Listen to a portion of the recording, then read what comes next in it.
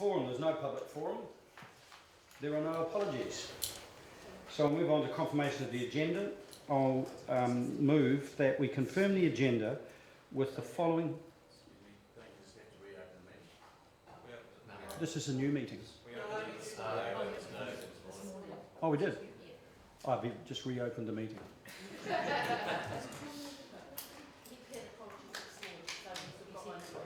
No further. So, where was I? I'll confirm the agenda with the following two alterations. In regard to Standing Order 2.1, Option C be adopted in relation to moving and seconding and speaking to amendments, and item 17 has been withdrawn. So that's no longer on the agenda. And the second, Councillor Staines. All those in favour, please say aye. Aye. Against? Carried.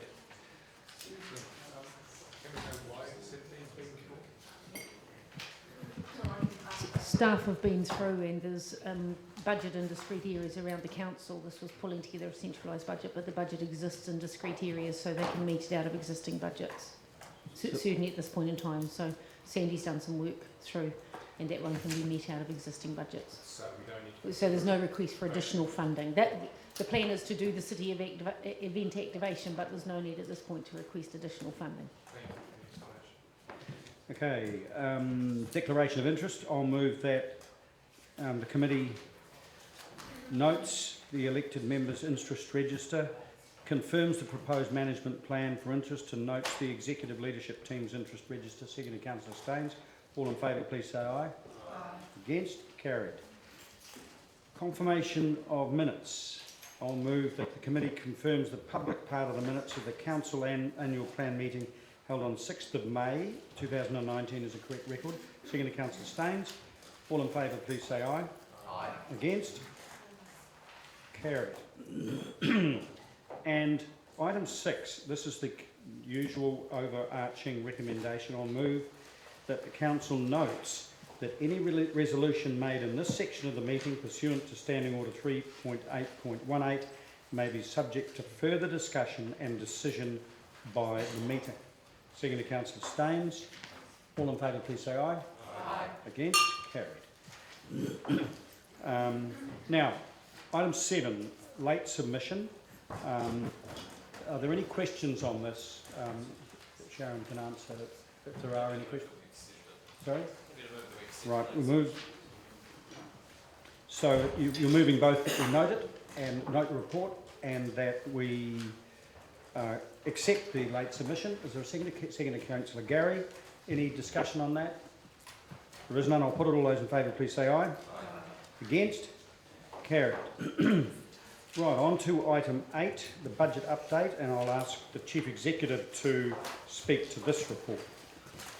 Chief. So you'll remember in January the council approved a draft operating budget for our day-to-day services that was around $312 million for the coming financial year, and that required an overall rates increase of 5%. So we then went out, we sought community feedback on the plans for next year, and there were some specific questions, and over the next few days you'll be considering that community feedback and have to make some decisions about additions to, removals from, changes to the draft budget. So to help you with that discussion, the budget's been set out into the agenda's been set out into the following 3 sections. Firstly, we'll ask you to consider changes to the operating budget and give you an updated capital budget for 2019-20. Then there'll be consideration of the community feedback, including the requests for community funding, and some of you have emailed through for specific thoughts to be put to some of that. There's around 1.3 million of funding being requested by the community, and some of you have chased up on some specifics around that. Following this, there's a series of staff reports, almost all of which are based on requests from council. The staff reports include option reports, so options for different levels of funding that are currently unfunded. For example, the Central City Bus Loop, offsetting bus fares, the Otago Museum, Sinclair Esplanade, Green Island Landfill, Second Weybridge, and work on climate resilience. And then there'll be some updated reports, the Integrated Transport Strategy, TRACS, and the living wage. And finally, what will come is the adoption of fees and charges. Engagements demonstrated the community continues to have pretty clear and passionate views on what they want and what they don't want and what they do and don't want you to do, and sometimes they do and don't want you to do the same thing. It's a challenging process and you'll need to balance those community views with expectations around affordability and the financial limits that council set around rates increases and also around debt. So as I said, the draft budget includes an overall rates increase of 5%, which is within the financial strategy limit. Financial strategy puts a self-imposed limit on 5% on an average annually over the period from the 2019-20 year. So the 10-year plan, the council included a dedicated project fund of $1 million for 2019-20. Some of you may remember that it got discussed during the 10-year plan. And it was to allow for pre-planning and consultation work associated with the major projects that we know we've now got underway. This budget was unchanged in the draft 19-20 budget, but one of the things you did assist with was putting in place the senior project management spend. And so in going through those major projects, we've managed to find savings of $800,000 that can be managed by internal project management using our new project management office that could be, if you choose, redirected towards some of the things that are unfunded or some of the community requests that you'll call. So we'll take you through that. The 2019-20 budget provides for the project management office, and so that work is well underway to develop for the City Council something that we haven't had, which is an efficient, consistent, high-quality process to manage and deliver those major projects. We've had a period of time without many major projects, but what we want to do is ensure quality in delivery and ensure that we don't make mistakes in our project delivery, because those things, when we make them, they damage your reputation, and we've seen improvements, but this is part of our continuing improvement journey. The remaining $200,000, we said we put $1 million in that budget. There's $200,000 that will be needed for projects that we can't cover, but we have managed to free up $800,000. And that wouldn't, if you choose to redirect that, it wouldn't have any impact on rates unless you chose not to spend it, in which case it could come off rates. In January, staff indicated to council that we would be doing a full review, or that we were in the middle of a full review of capital expenditure. So you'll recall you didn't get capital spending budgets in January. So, and in particular, we were looking at the timing of those projects. The capital expenditure budget review, and some of you will have noted this from your papers, has resulted in timing changes for another number of projects and overall an increase in the 10-year program of about $20 million. The increase in the 10-year program, we'll be discussing these through one by one, but that increase is made up of an additional $20 million for the Peninsula project, of which about half comes from the bit over $11 million comes from New Zealand Transport Agency. It includes an additional $500,000 for the South Dunedin Library and Community project. The Peninsula project's costing more than was anticipated back in the day, and the new project budget will deliver Peninsula connection from the city to the Portobello Township. And following that, the inland part will be done as roads are resealed. They'll be widened to take account of providing enough room for safe cycling.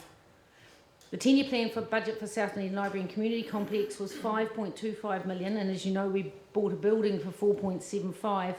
That left $500,000 in the budget, and we've proposed another $500,000 for remedial work on the site and for the co-design and consultation to get that project going.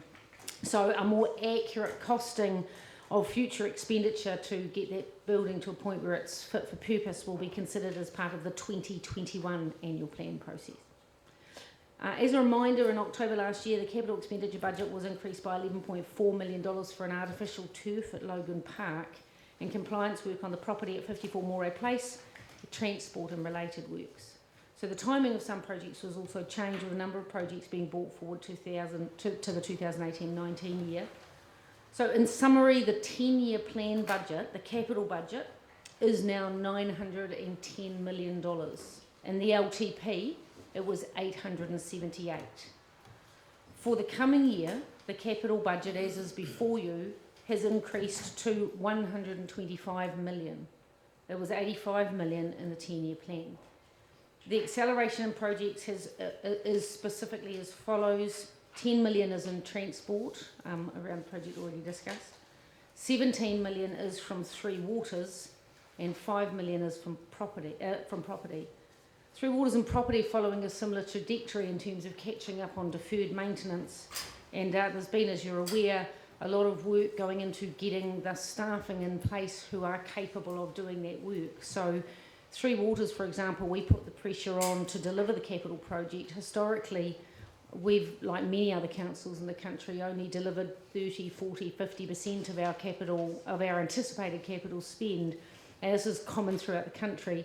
We put some pressure on 3-4 years ago, and we had a really good year where we spent 100%, but the following year in water, it dipped way back down again, and we weren't able to sustain it. So there's been a systematic rebuilding of that team, because there isn't much that's more important for us than getting that ageing infrastructure up to scratch and making good a long, long period of deferred maintenance. It's under the ground and it's easy not to see it, and so therefore ignore it in favour of astroturfs and hockey lights, which people come and lobby you for.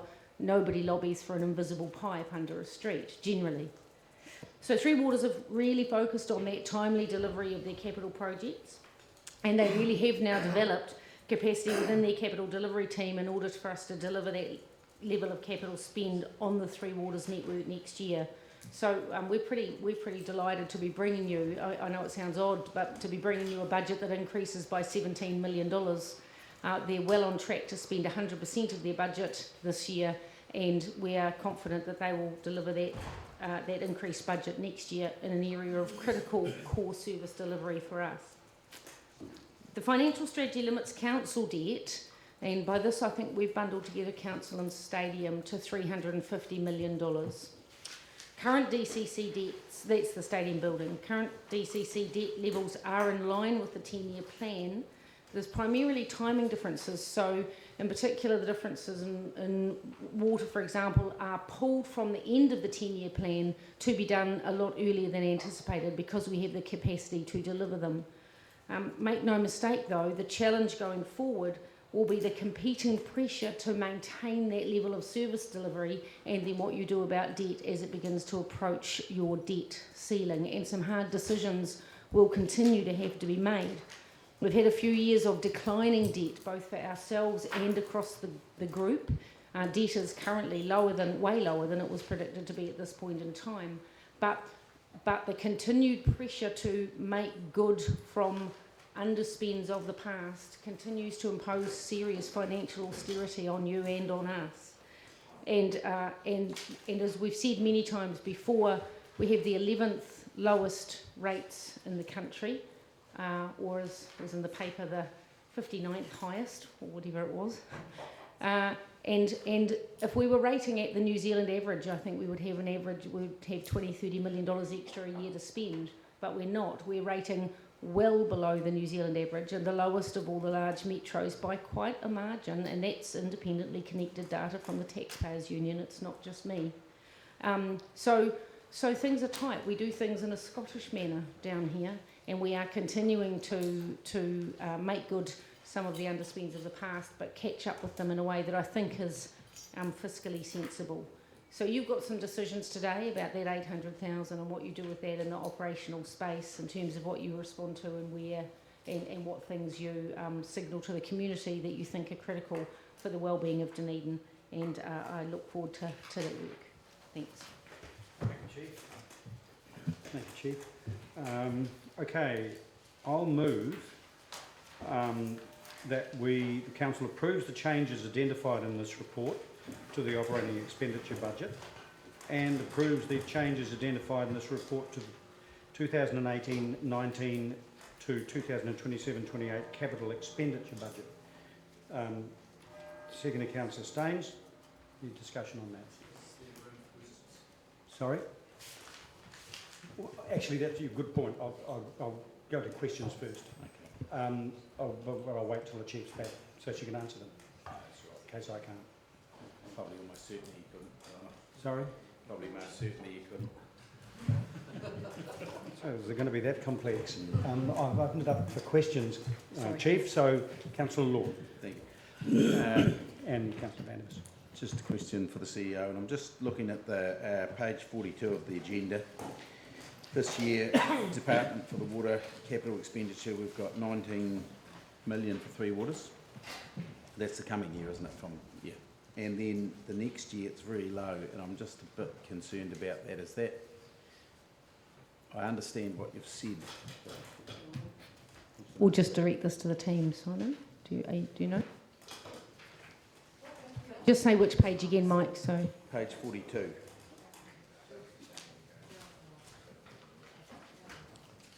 So really, just my question was about the difference in capex on water. For the first year is 19 million, and then the second year it looks like it's just over 2.5 million. And I'm just perhaps wondering if that's, well, it is a concern, but is it a big... Through your worship, if you turn to page 53, it's attachment A, and that gives you the actual capital program. So the report talks about what has changed. So those are the changes in the years. so that's just the new things we've Yes. put in or out. Yep. Oh, okay. Yep, So that's what we page- brought forward. Say again, page 50, did you say? 53. 53 gives you the full spend. Yeah. So Three Waters is on the top line there. Oh, so that's an additional 2.5, yeah. Yes, yes. Yeah. Oh, 36 million, yeah. Thank you. Happy? Councillor Vanderbilt. Just on that same issue, most of this is brought forward, 16.9 million. We're talking about the changes on page 42. I understand they are just changes. Most of it's brought forward, but the long-term underspend on drainage in terms of drainage maintenance, does that remain unchanged? Is it mostly just a brought forward? We haven't got a significant increase in drainage maintenance. So this is, as you're aware, we've had a process of building the team up so that we can start to catch up. And what we said to you back at LTP is over the course of this 10-year plan, we will start to make up on the backlog or on the underspend, if you like. This program shows that we will be doing that more quickly than we had otherwise anticipated, but the pressure will come on in year 6 or 7 of the LTP for, are we going to keep up this speed of delivery, and if so, how are we going to continue to pay for it? What does it mean for debt? What does it mean for things that we stop doing? What does it mean for other aspects of our core business? So at this point we've brought forward, but because it's an annual plan, but in the LTPs, the next 1, 2, possibly 3, there will be continued discussions about how we continue to make good that backlog. Right, so the brought forward really comes out of the underspend that was planned right the way to 2025, and then it was supposed to ramp up very strongly. Is that still the case? I think we had previously said by about 2025, maybe a little earlier, 2022, 23, that's the point at which we started to make up the backlog. So up until then we were catching up, and then we'd caught up at a point where we were doing more than a steady state, and we were starting to make good the sins of the past, if you like. We're doing that. So by bringing it forward, we are catching up quicker than we had planned this time a year ago or 2 or 3 years ago. I understand, and thanks for that.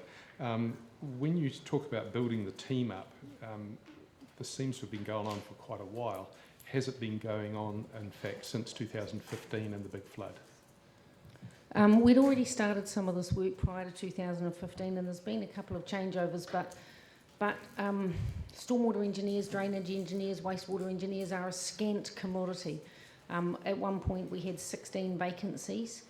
We don't now, and what happened, probably be fair to say most of this group work in local government, so we all end up, if you like, pinching them off each other, and they move around the country. They move where they get better terms and conditions, where they feel like they get treated better, and so continuing to be staffed. And we've got there's some work in here that's been around growing our new graduates, for example, and Tom's been doing that work, and there's some work around the project management office, picking up the project management so the engineers aren't doing it. So there's numerous ways that we've approached this to try and build our capacity.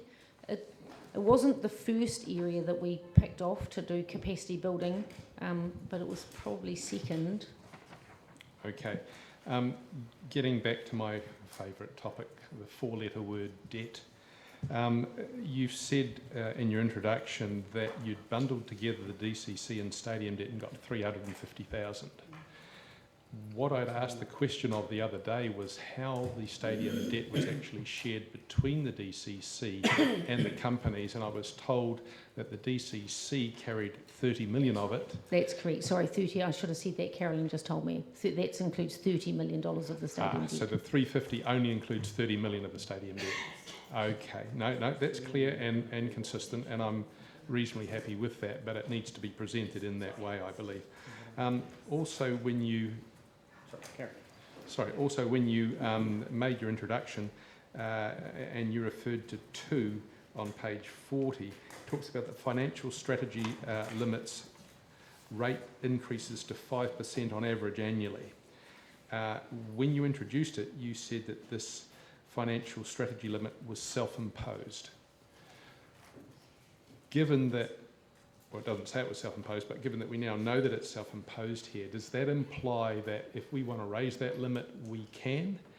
And does it also imply that we can do it at this meeting? And if both of those are a yes, do we need only 50% of votes to do that, or do we need 75? I'm just wondering, this financial strategy limit that's referred to here, how hard it is actually. Yeah, that's a good question. So you will remember you all passed the financial strategy. So that's what set the limit of 5%. The limit of 5% is an average over the long-term plan. So theoretically you could do... yeah. So theoretically you could do a higher rate some years and a lower rate others. But if you choose to do a higher rate this year, you're making life more difficult for your colleagues in future years. So you need to be bearing that in mind. It is a soft target in that you do have the ability to make a different decision by simple majority, at any point in time. And there's also, at least there was in the first financial strategy, I think there still is, that says barring exceptional circumstances. So a major crisis or an earthquake or I don't know what else. There's no report here identifying exceptional circumstances as there. I think we did have one time since we put this 5% limit in place. I remember the exceptional circumstances being quite well traversed quite some number of years ago when... It's not anymore? Oh, Ms Graham informs me the exceptional circumstances is now gone, so it's 5% average across years 2 to 10 of the LTP.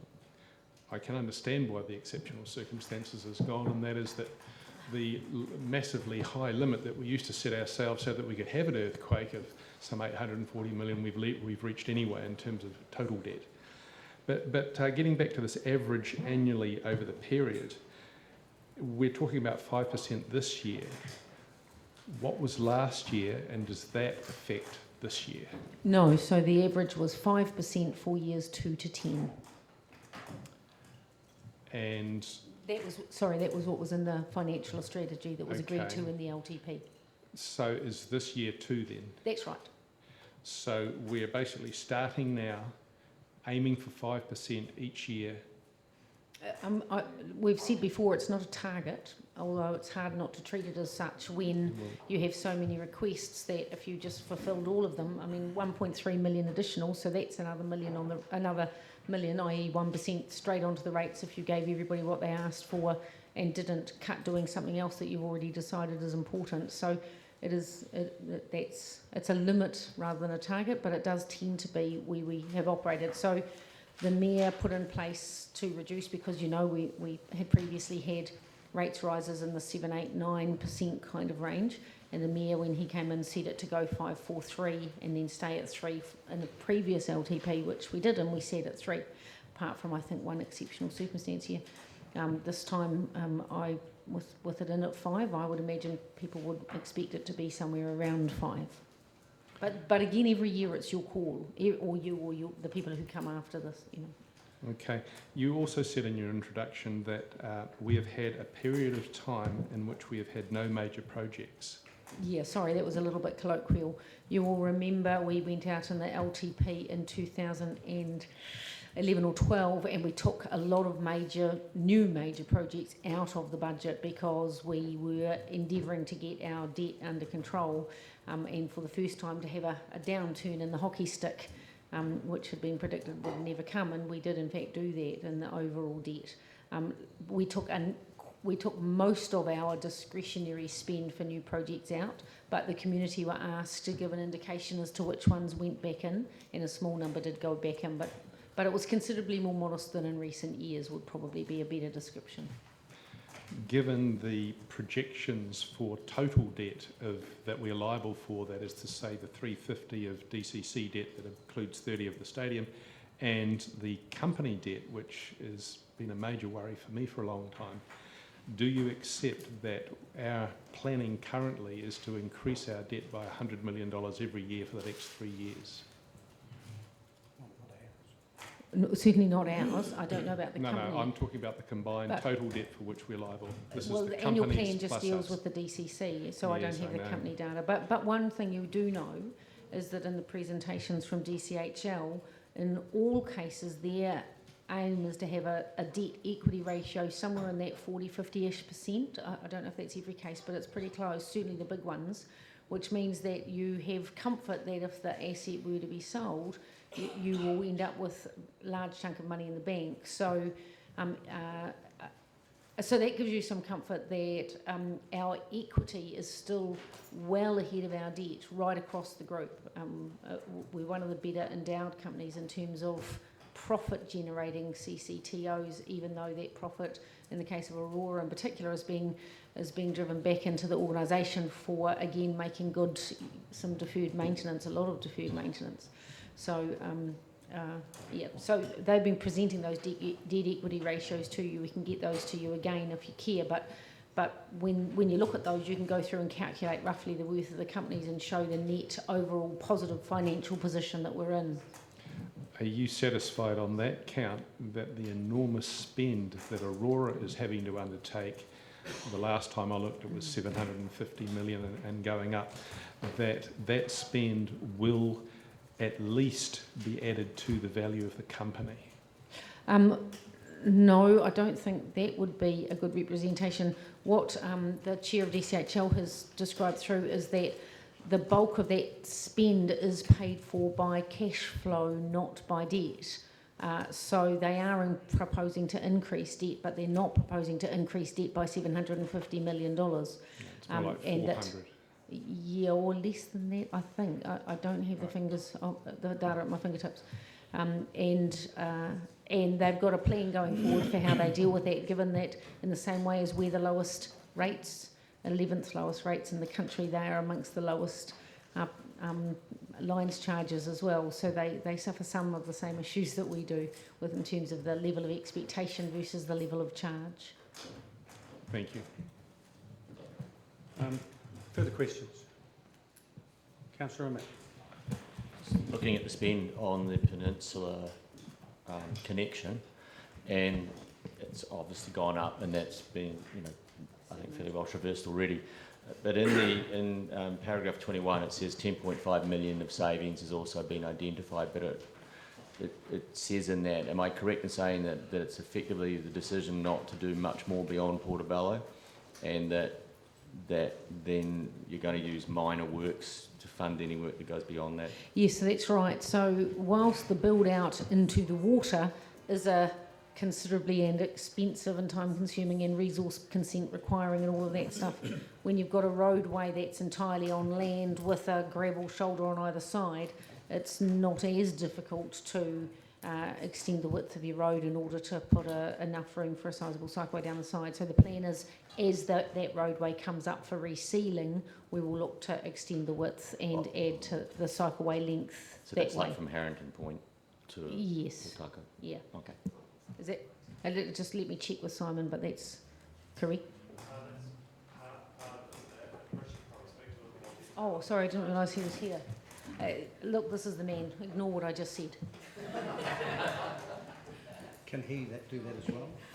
No. Yeah, Councillor, so a portion of that is from the reducing the sections, and there's been a significant amount of work done with contractors and designers to find other savings through alternative materials and redesigning it to still achieve the objectives of the project but make savings along the way. So there's a significant portion that has been found that way, and there are some savings obviously from removing the inland section, which is not a significant spend because it doesn't include the seawall and the bulk fill, and then there is a small section just past that prior to Wellers Rock where the seawall does still need to be built. That section's been priced approximately $4 million. That piece has come straight out by removing that section from the business case. And given that's going into minor improvements, when do you think you would deliver on that part of the project? Look, it's minor improvement was an example given as potential. We'll have to look at all the funding avenues. There are others. Minor improvement has a cap on the total value approved of $1 million. So portions of it can come from minor improvements. Other portions will need to look at other funding sources. Could be tourism funds. There are a number of other buckets of funding from NZTA and other entities we could look to secure funding for that portion from. Okay, thanks. Councillor Vanadis. Still on that subject, I think it was a year ago that I asked you this very question about a Fulton Hogan contract that came in at 65 million when we'd budgeted 45. Is this the same project? Correct. And your answer then, if you don't mind me reminding you, was that you thought you could actually save that 20 million by doing some things a little bit differently and whatever. Does it now turn out that in fact you can't and we've got this 20 million increase after all?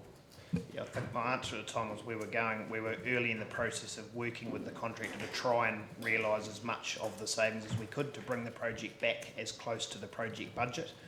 What we've found through that exercise is that we weren't able to realise all of that, and this is effectively what we're left with. So after a year and making some very concerted attempts to try and get it back to the budget you hoped for, we're still in a situation where actually it's a $60 million project. That's correct. Thank you. Councillor Garrett. Thank you, Your Worship. Just to follow on from that, Mr Saunders, would it be true to say that construction costs are going up over time and the NZTA subsidies going down over time? Yes, we are finding construction costs are increasing for a variety of reasons. The volume of work, the cost of materials, and the NZTA subsidy is dropping by 1% a year currently. So I could assume from that the longer this takes, the more expensive it's going to be, possibly? Yes, potentially. Potentially. And just those two sections of road, I just wonder if you could, I understand how this works, but I'd be keen for you to explain how the business case aspect works, the fact you've dropped two sections out. How does that all work in terms of pitching it to NZTA? Yes, certainly. So the business case considers the total cost of the project and then assesses the benefits realised from the project, and ultimately the benefits are realised by the number of users and therefore the risk associated with the portion of the project. So because there's not a lot of traffic past Portobello in general sense, the benefits realised from those sections past that point aren't great and therefore can impact the overall business, the value of the project in terms of the business case assessment.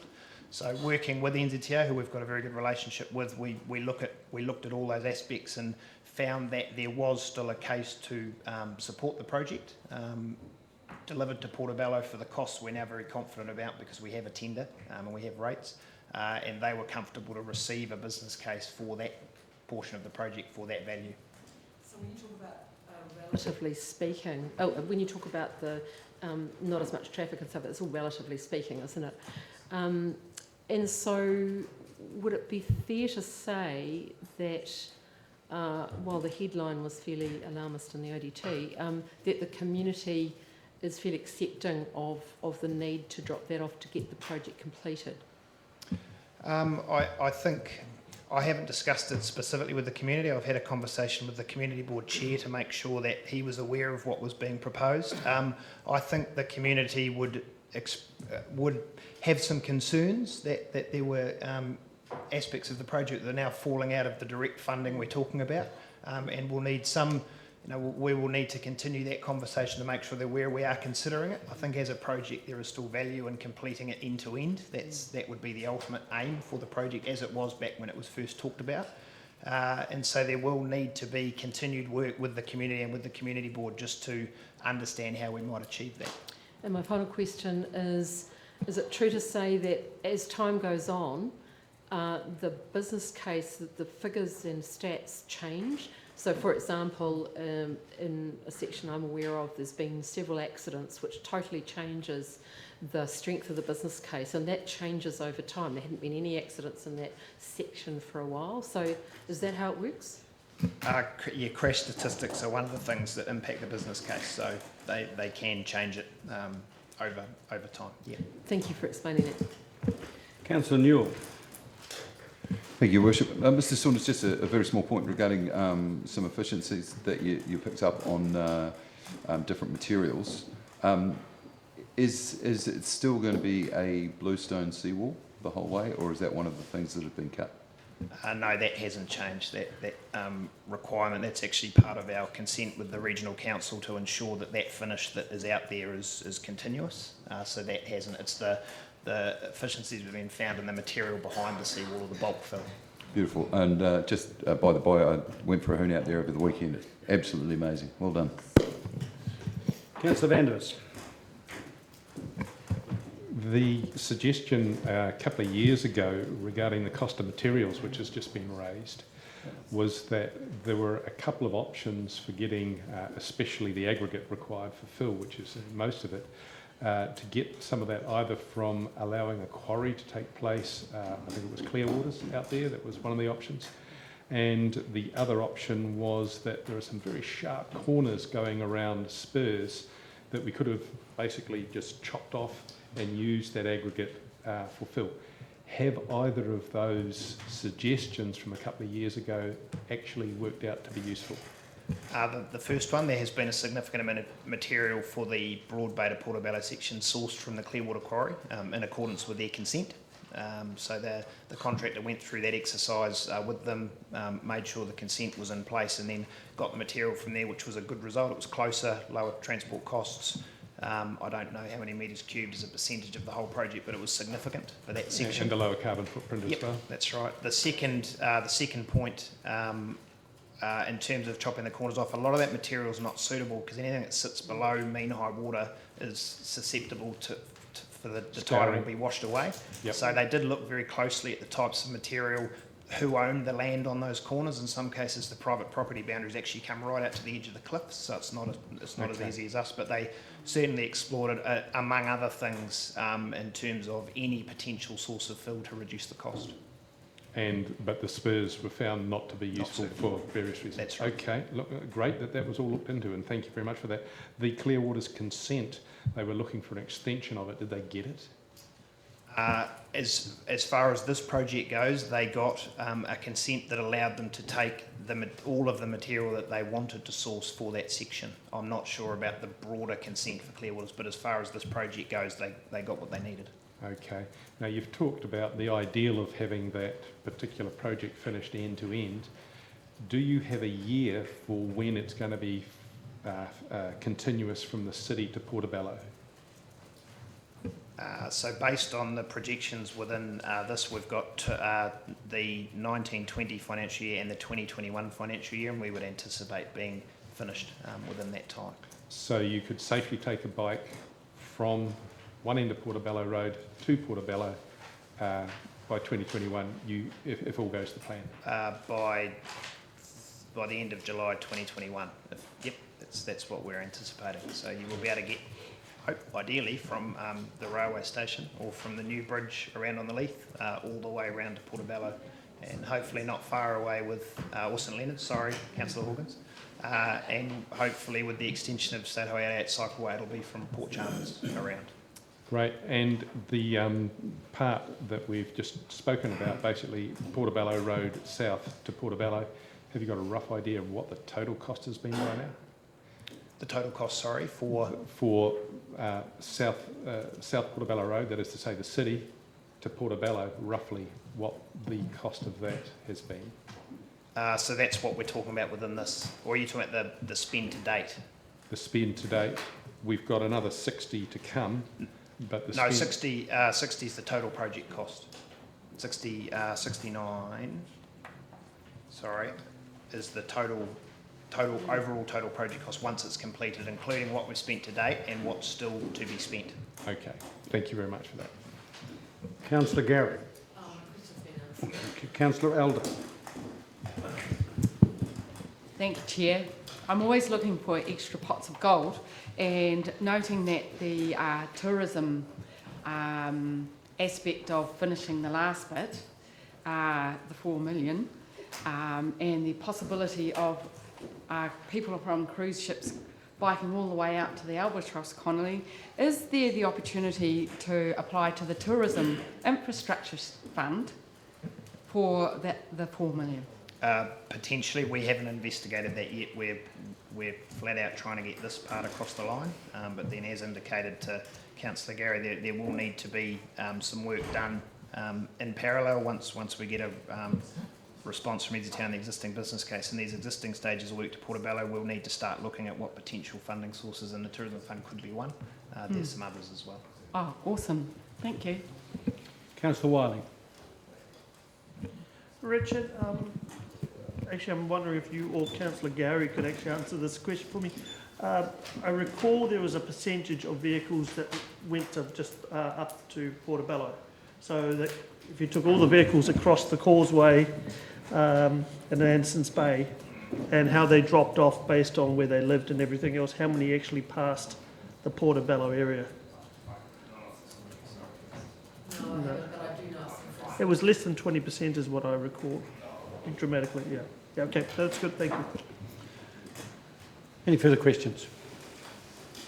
Right. So the resolution here is that I'll move that the Council approves the changes identified in this report to the operating expenditure budget for 2019-20 and approves the changes identified in this report to the 2018-19 to 2027-28 capital expenditure budget. Second to Councillor Staines. Discussion. Councillor Vanders. I'll keep this short because you've heard it before. We have had a period of time in which we've had no major projects. Inflation is running between 1% and 2%, depending on who you're looking at. The local government index, which gives us the national average for how much more things cost local government to do, is 1.8%. And here we are talking about 5% in a period of time when we've got no major projects. Now, I understand, and I've looked at the figures, and I understand where the money is going, and all I can say is that I disapprove of where most of it is disappearing, and for that reason, cannot vote for it. Okay. Further speakers. Councillor Gary. Thank you, Your Worship. I'm going to focus on one aspect because I've been associated with this project from very early on, certainly not from the beginning.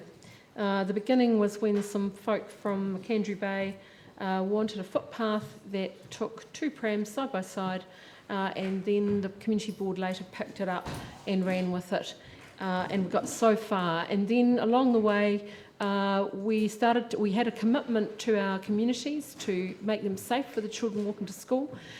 We then had quite a lot of controversy around the order it was to be done in, and the community gave up that say in the order for the opportunity for the project, a commitment to the project to being finished.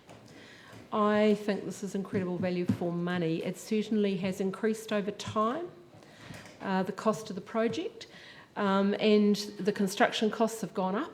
The NZTA subsidy has gone down and continues to do so, and the longer that we take to complete this project, the more it is going to cost us. I wanted to just cover off a couple of aspects of it. One is that I have spoken with members of the community since the fairly alarmist headline in the newspaper around the two sections being dropped off. And there is an element of understanding, particularly from people who've been associated with this project for a very, very long time, to why that has happened. Certainly the Fisheries Corner is a concern, and I know staff are aware of that, and I believe as long as the communications are clear that the community will accept these two parts being dropped off, but they want the project to be finished. In fact, we're all looking forward to the gala opening when it's finished. A couple of things other that I want to cover off is I don't know if you realise that when it is completed from Port Chalmers around to the bottom of Taiaroa Head, that it will be almost marathon length. I understand that it's around 32 kilometres and that marathon length is around 42. And of course, because it's a walkway cycleway, then people can double back and there's no need for traffic management, and the possibility of wheelchairs and marathons is also in there. Something to park for future reference, but it certainly is very compelling. And I want to take the opportunity today, because it is today that the project manager who's currently working on the project finishes up to go back to Canterbury for personal reasons, Winston Smith, who's done an outstanding job of interacting with the community and managing the inconvenience of the road widening project. And I understand that it is the most tolerated project he has ever been involved with, and he was involved with Kaikoura, that the community, he's taken the community with him. So I'm very excited about this. It's not ideal that it's costing more, but we are getting good value for money. And I also reflect, if we think about it in the whole, when I first came into local government, we had outstanding projects where the Peninsula Connection, and by the way, there was a time when it was delayed because of the cost of the stadium. We're now beyond that. There was the South Dunedin Library or Hub, and there was the Mosgiel Pool, and look how far we've come. So let's get these projects finished. Councillor Lord. Yeah, well, I would just say I can vote for this. I'm actually quite, I won't say impressed. I realise that we've got a graph here that was circulated, a debt graph, and I guess one of the things I would say is that Aurora's capital spend that was talked to earlier, and I realise it's not part of this, but that's a significant spend, and it's a similar size to our own. We've got a capital spend here, an updated one of 889 million for the 10 years. And it's expected that our debt ceiling of 350 million will come under pressure, and I acknowledge that. It's the same with the group debt may also come under pressure because of two parallel similar comparative spends happening at the same time. I think the current debt that we had for Aurora at the end of March was 292 million, and it's predicted to go to about 450 or a wee bit over, and our own debt is due to increase by perhaps 180 or something like that as well, and over the time of the plan the debt will continue to go up, and it will peak and it will come down again, and I'm just quite amazed at the size of these two significant spends, and when you look at the next 10 years we're going to spend 305 on Three Waters renewals. I think that's a significant amount out of that budget, over a third, so pretty good. Councillor O'Malley. I concur, and it's good to see some of the stuff moving forward. I just have to mention the Waikato transfer station because otherwise they'll put me in it. It's been deferred on to the 1920 year. I see that it's gone up slightly, so I hope that's a recommendation that the community has got some of their spend in it. I look forward to seeing that, and I really, really say they will put me in it if it turns into the 2021 year. So in speaking to this, I just want to relate a conversation I had just the other day in an airport. I was approached by a group of Dunedin business people who happened to be on the same plane as me. One of them, one of the most successful business people in Dunedin, and the other two were local and very successful property developers. And the question they put to me, they said, interest rates have never been lower. Why the hell is the council not borrowing to the hilt and getting on with a whole lot more projects? And I took that as very good advice from people in the private sector who clearly know how to make a dollar and clearly know how to justify spending a dollar. So I think this is a very, and by their reckoning, this is overly conservative. Councillor Wiley. Your Worship, thank you. I would concur with that. That is a very good way to look at it in that sense. But I think overall, when we look at this annual plan, we go through and say, are we looking at certain segments of the community that are going to benefit? Are there certain pockets of the community? Are there some geographic areas? I think when we look across, especially the capital budgets, we see that everybody across our community is going to benefit. and we are investing in the city. It's not money that is going to disappear and only go to one certain location or one certain demographic or whatever it might be. This actually is investing in the whole city and the whole community. Councillor Elder. Well, I can support this, and I might take a leaf out of Jim's book and say I'm very happy for the 500,000 extra for the South Dunedin Library, and want to put a little provisor there that maybe it might need further spending later on. One of the things that really inspires me, actually, I'm an outdoors person and I have a house that has a view straight down the harbour, is that once we complete from Port Chalmers right out to Portobello, we have a world-class cycling, walking, scootering, whatever pathway. It will attract a lot of visitors to Dunedin. And the biggest thing for me is the access of our own people to this facility. It means any young man or woman on their little bike can actually go safely out there and venture out into the beautiful environment that is our harbour. So I just think this project has been visionary. I think it's wonderful for our local people in terms of health and wellbeing, in terms of lowering our carbon footprint. I can imagine Aaron, when his Port Chalmers bit, getting on his electric bike and biking to work, as with many. So I believe it's just amazing, and I congratulate Transport on that, and I fully endorse it because there's so many correlations with our well-being. It's not funny. Plus, reducing the carbon footprint of tourism, reducing the carbon footprint of our own city in the sense of transport systems. I know if I lived out there, I would love to get on an electric bike and go to work, partly because headwinds and stuff like that. So, yes, it's fantastic, and I think the spend will get its return, actually. We will get a return on this. Thank you. Councillor Wilson. Thank you. Two things. There are many four-letter words, cost and debt and various other ones. There's a five-letter word called value, which on a Scrabble board at least trumps debt.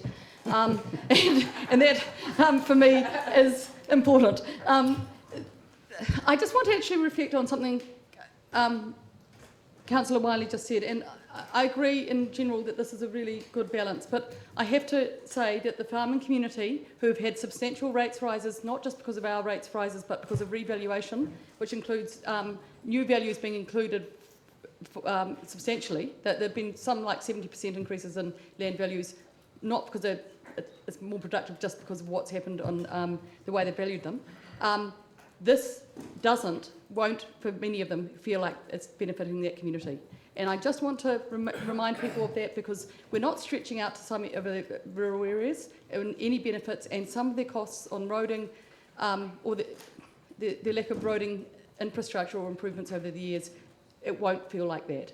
I'm happy to support it, but I think we need to start having cognizant of that as we add more levels of service to many urban communities. It isn't necessarily even, and you may want to consider at some stage it's just differential change. No further speakers? Oh, Councillor Laufiso, sorry. I'd just like to thank the staff for all the preparation and work that's gone into this, and that basically the updates in the budget have been responses to our requests in terms of the motions that we've passed in the council meetings. I note particularly, the 130,000 that we've that the housing task force asked for some action. So again, it's not just I'm not just focused on costs or debt. I just want to acknowledge the hard work of the staff, and also as colleagues have said, and my colleagues' endorsement of the needs of the community, and I just want to acknowledge a former parliamentarian who sort of laughed at local government and saying it's excuse the expression, but it's local government's about drains and dog shit, and I just want to note that at the beginning of the long-term process, I'd done some reading just generally and noted that infrastructure is also about people, and there seems to be a division in our minds about, well, infrastructure is separate from community, but infrastructure is very much at the heart of our democracy, I think. So thank you very much to the Chief and her staff. No further speakers? Okay. Did I move this? Well, I don't need my right of reply. So I'm going to put it. All those in favour, please say aye. Aye. Against? No, please. Thank you.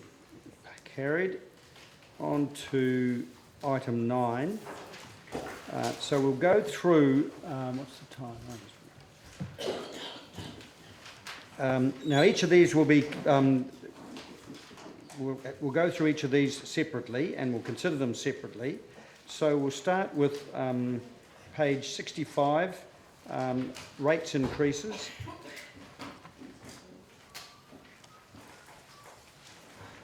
And I don't know whether particular members of staff want to stay where they are or come to the head of the table. But anyway, I'll invite any questions in the first instance. Now, just... Sorry? I'm just checking, I think. Yes. Okay. So this is... So...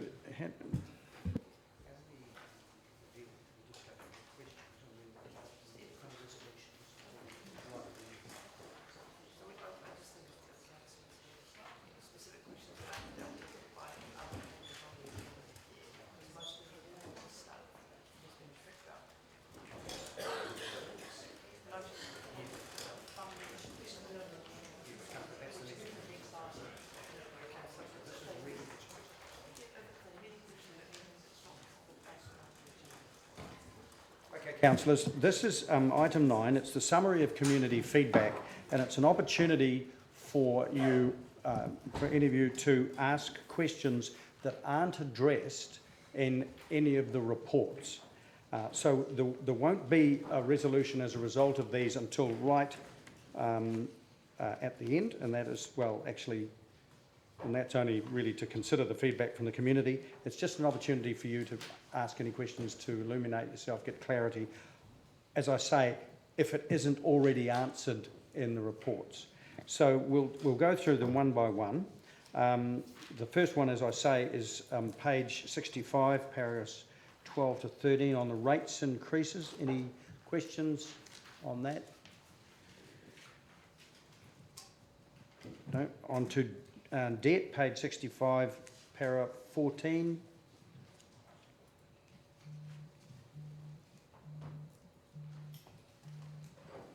On to page general comments, 65, 15 and 16.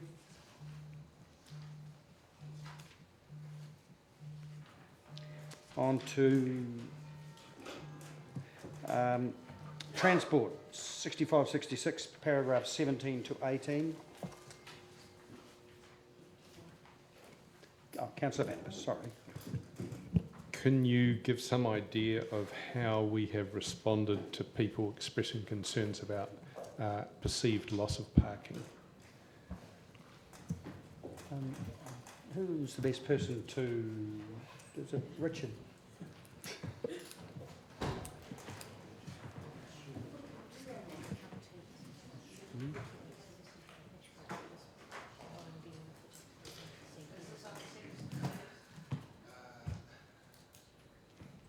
There were, I think there was some parking fees and charges on paragraphs 20, 21 and 22, as opposed to 17, 18, and they were on a range of issues.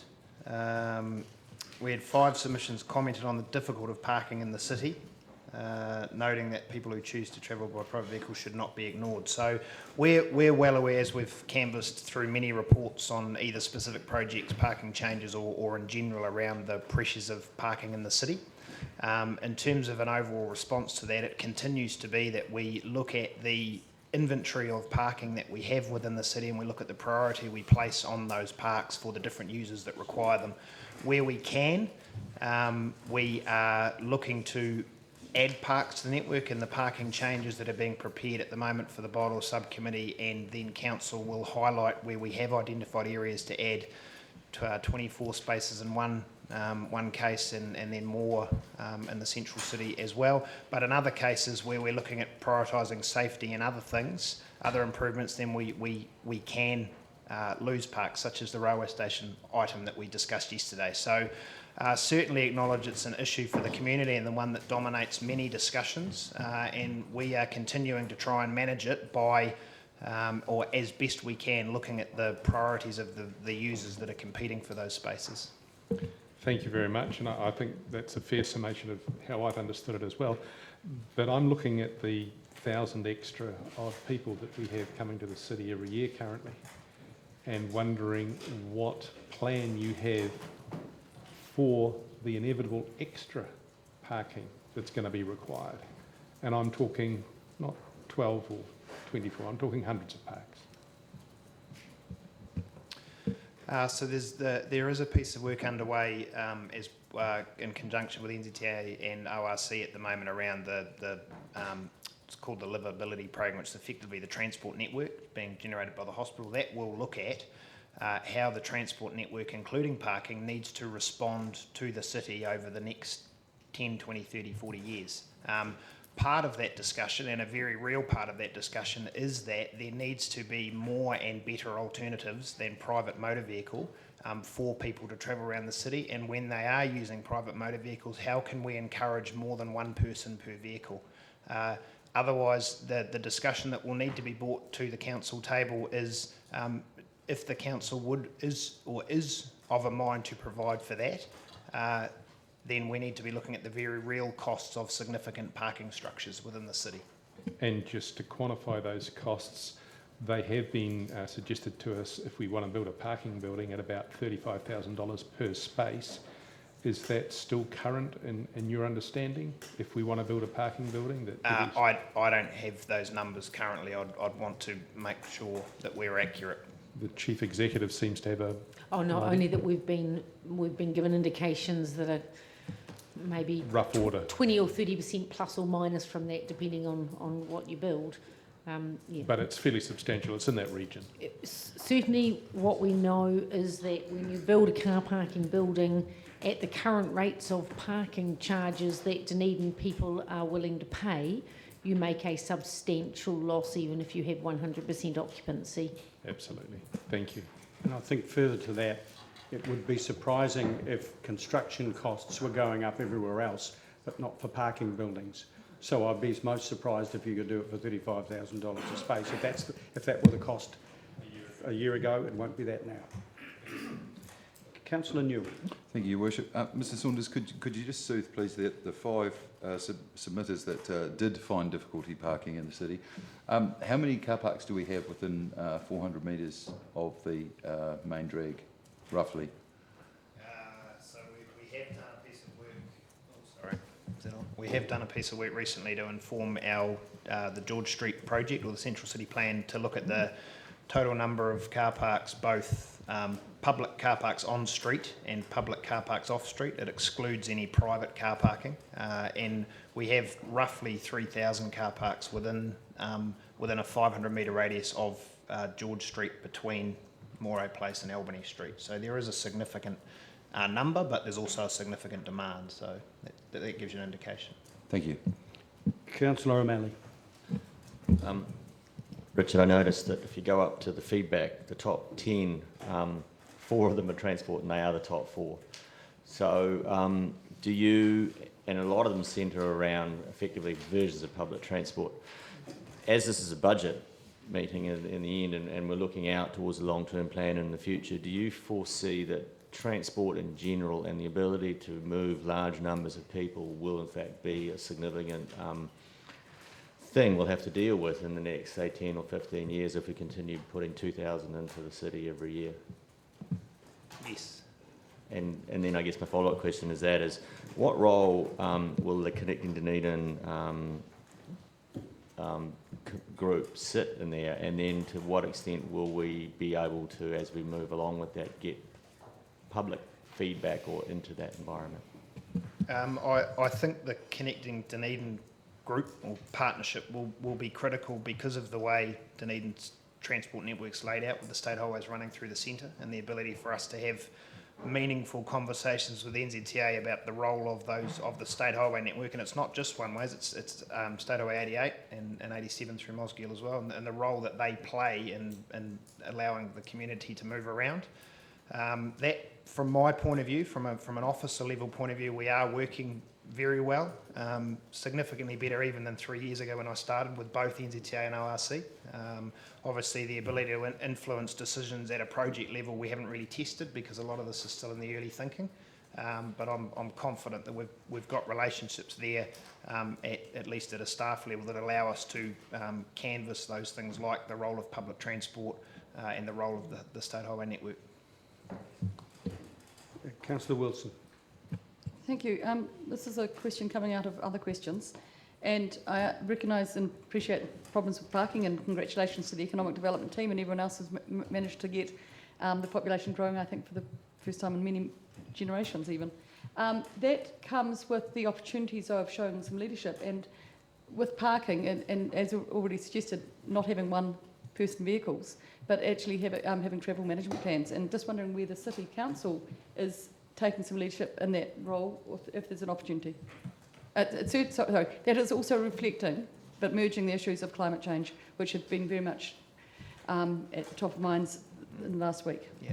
So we have a NZTA, and the new GPS has put an emphasis on travel demand management, which hadn't been there, or hadn't had as much emphasis previously. So there are staff within the transport group, one in particular focusing on sustainable transport options and demand management. The priority at the moment is looking at and working with schools where we've had significant safety issues, and we think that demand management and sustainable travel will assist those schools to solve some of the safety problems. The piece of work that we do need to put some emphasis on, and it's a question about resourcing and priorities, is having conversations, particularly with our large employers, of which DCC is one itself, around investing in travel planning and making a commitment to assisting staff to look at the way that they're travelling to and from work. So in particular with the tertiary precinct project and with the university and the Polytech, with the hospital rebuild, working with the Southern District Health Board, and then looking at big employers in the central city, of which DCC is certainly one, if not the biggest. We need to be making sure that conversation about demand management and sustainable travel is happening, because those programs are critical if we're to succeed in meeting the objectives of the larger capital projects we have on. So the urban design outcomes we're seeking on George Street, the livability program, which is aiming to provide more people-friendly streets past the hospital, will create issues on our transport network if there isn't a shift in the way people are moving around the city, and that needs to be led by large employers. I appreciate that you're in a privileged position to share a ride to work, but seriously, do the council need more resources? Maybe it's a question for the CEO. Does the council need to be putting more in, or additional resources in, to ensure that we can be at the forefront of that, or are you comfortable that we can do that within current? Yeah, we had that discussion yesterday when we were talking about traffic management planning. We've identified we've got an energy manager, an energy plan manager, and no, we've not. We thought he might have some free time, maybe he doesn't. No, so we have identified the need to have, there'll need to be a small addition in resource if we're to continue with the school travel planning and support for them and those, alongside having some focus on working with large businesses, and really the role there is to there's twofold: set up the framework and support those organisations to go through the travel planning process, and then there actually needs to be some investment off the back of it. You can't do it for nothing. Yep. So that's where we've got to. I mean, I was discussing it with the chief yesterday, and I mean, we have some resource in house, but it would need to be supplemented, and there would need to be some funding off the back of it to do something tangible as well. Have you any idea what quantum that would be? Because that is, I appreciate that the submissions are about parking, but I think it ticks a number of strategies that we've got. Yeah.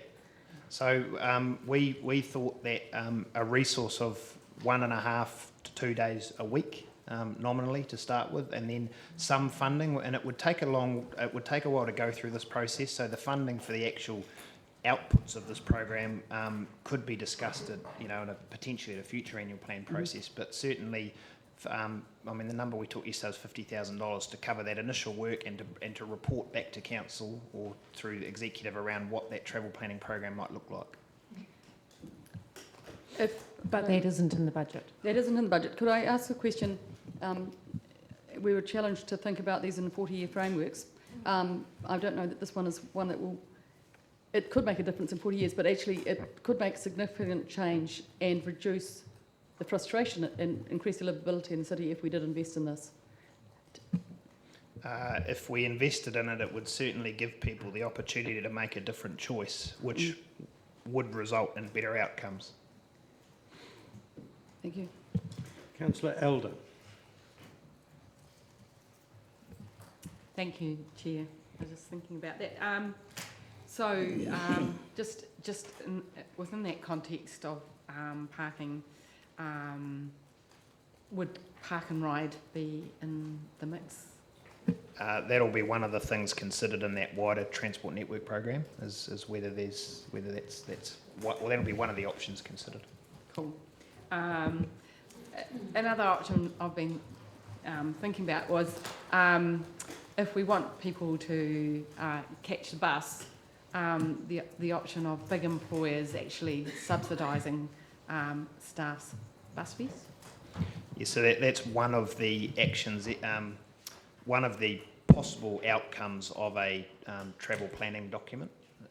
Is there are a number of things that employers can do to support employees choosing alternative forms of transport. One of those identified in I think it's an NZTA sort of resource document is subsidised public transport. Yes. Cool. Thank you. Councillor Gary. Thank you, Your Worship. Just carrying on in this vein, I was sitting here thinking about and wanted to know, have we got realistic mechanisms to deal with this? Because when I think of recent examples, Mr. Saunders, that were beyond our ability to control, so I'll give you a couple of examples.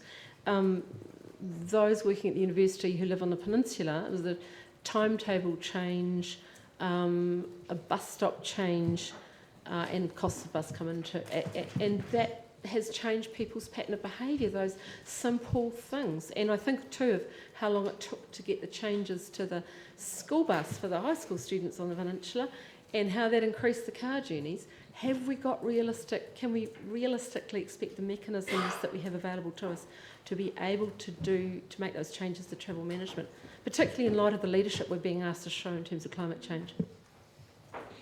I think that goes back to Councillor O'Malley's question and the relationships we've got now with our other transport partners, which we need to treat it as a partnership and a single network, and so the ability to influence the regional public transport plan, which is a discussion further down the agenda, and support those large employers and businesses in their efforts to give people the best options for transport, and that'll be a role that DCC has to play with ORC and NZTA. I'm glad you have confidence. Councillor O'Malley. I can only hope. One of the things that will help us a lot is having a clear understanding of things like peak demand and also any activities we bring, what effects they're having on that. Are we well enough funded at the moment, this is kind of rhetorical because I think the answer is no, to get all the data we need to support that kind of analysis so that we can use that either to leverage the data to get money or at least understand how our impacts are working? We have got significant data collection. We've just there's a new contract in place now for collection of vehicle counts at key points around the city over the next 8 years, I think it might be. So to start being able to build on the model that we've just done an updated transport model, which is excellent timing. The other one was well out of date. So and looking at other technologies in terms of travel time data to inform changes we're making and what impact that's having on people as they travel from point A to point B. So I'm comfortable we can resource that from within existing budgets. There might always be further need to do work on to inform specific projects, but at a general level, I'm comfortable that we have funding to collect the data we need to understand how the network's operating. That's good, and that'll be good for projection, demand projections and other such things. Yes. Yep, great. Thank you. Right, I'm going to move that we adjourn for 10 minutes for a break. Seconded, Councillor Wilson. All those in favour, please say aye. Thank you. And could I just let you know that we will be finishing at 5 o'clock today. I have another appointment. So we'll be knocking off at 5 pretty much. So Are we likely to go overtime tomorrow night? that's entirely in the hands of those who are speaking. Well, it'd be nice to let the staff know that if we are willing to go past 5 tomorrow. Well, let's bring that up Yeah, when thank we you. Thank you. reconvene.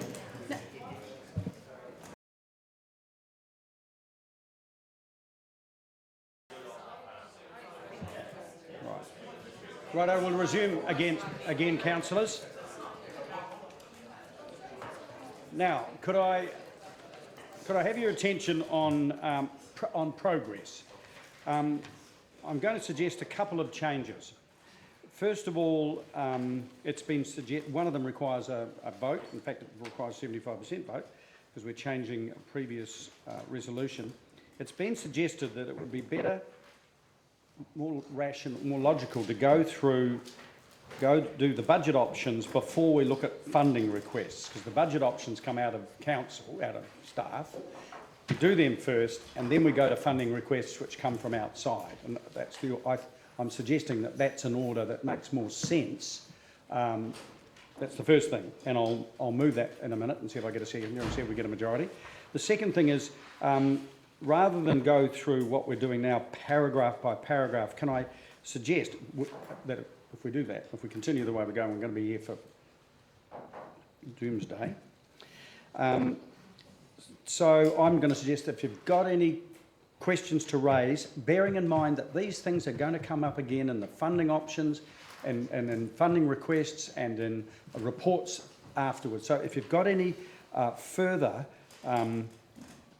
questions, get ready for them now, but I'm not intending to go through paragraph by paragraph because it will take too long. But in the meantime, I'm going to move from the chair that we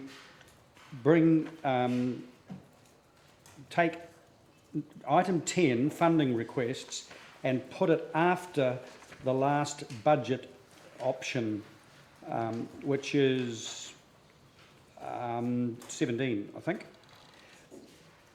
17. So I'll move that in the chair. Seconded, Councillor Hawkins. Could I have a show of hands of those of you who will support that, please? Good. That looks like 75% to me. Sorry? Yeah, so put it now. I'll put it. All those in favour, please say aye.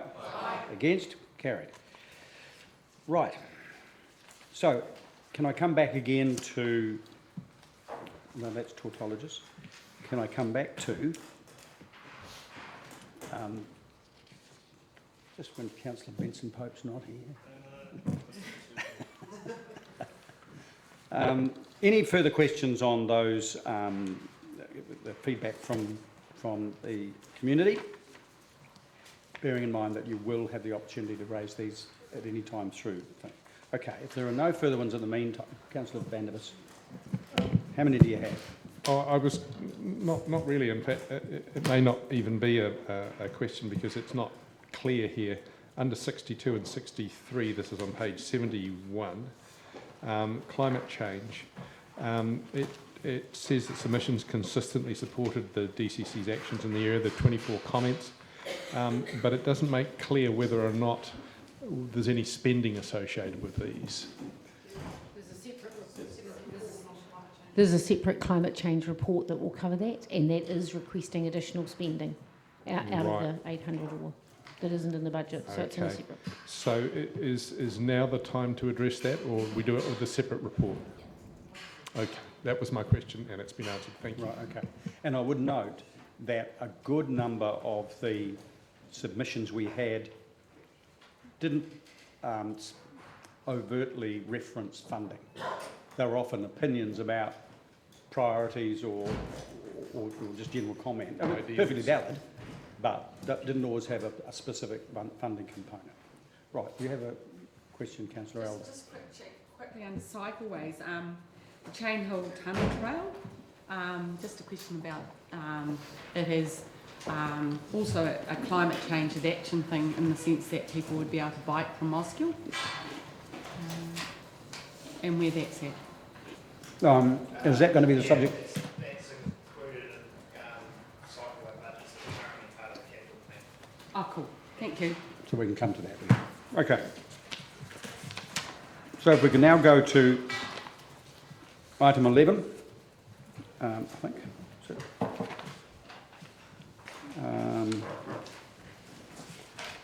item 11, budget option Central City bus loop. Back again. Right. I'll open it up to questions for a start. The report is on page 82, councillors. But I'll open it up to questions. Councillor Hawkins.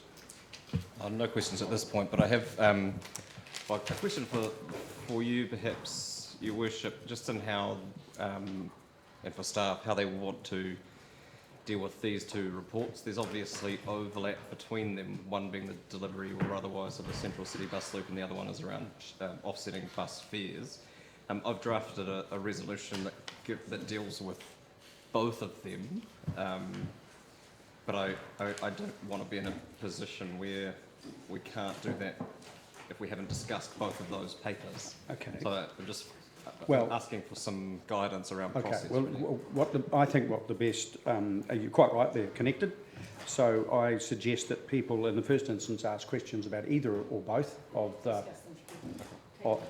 those two reports, take them together, and then your suggested resolution may answer both of them, and we may not need either of the recommended ones here or either. So, questions on either 11 or 12? Councillor Vance. Firstly, the bus hub that the ORC have now been running for a little while, how satisfactory is that? Have you had feedback on whether or not it meets people's needs? And have you had further feedback on whether the additional need for a bus loop is required in addition to the new bus hub system? I haven't had specific, I haven't sought or had any specific feedback on the bus hub. That's not something that we have. From an operational point of view, from our own transport network, we've been satisfied with the way it's operated.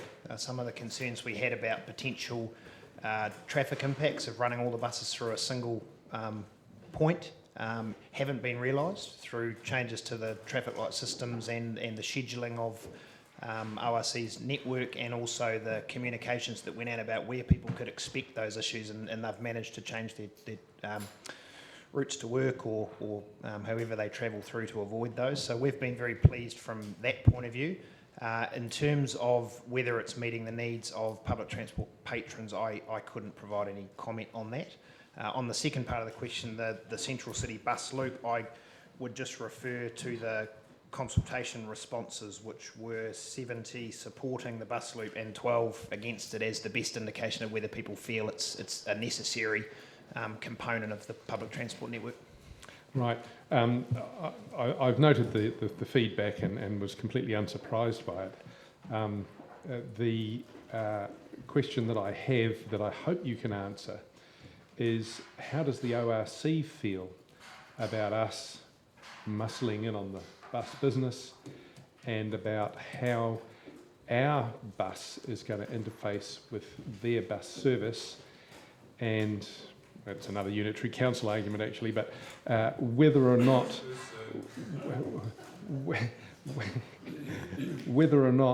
the ORC is really keen on us doing this. Have you had feedback from staff and or elected representatives at the ORC on what they think of this proposal?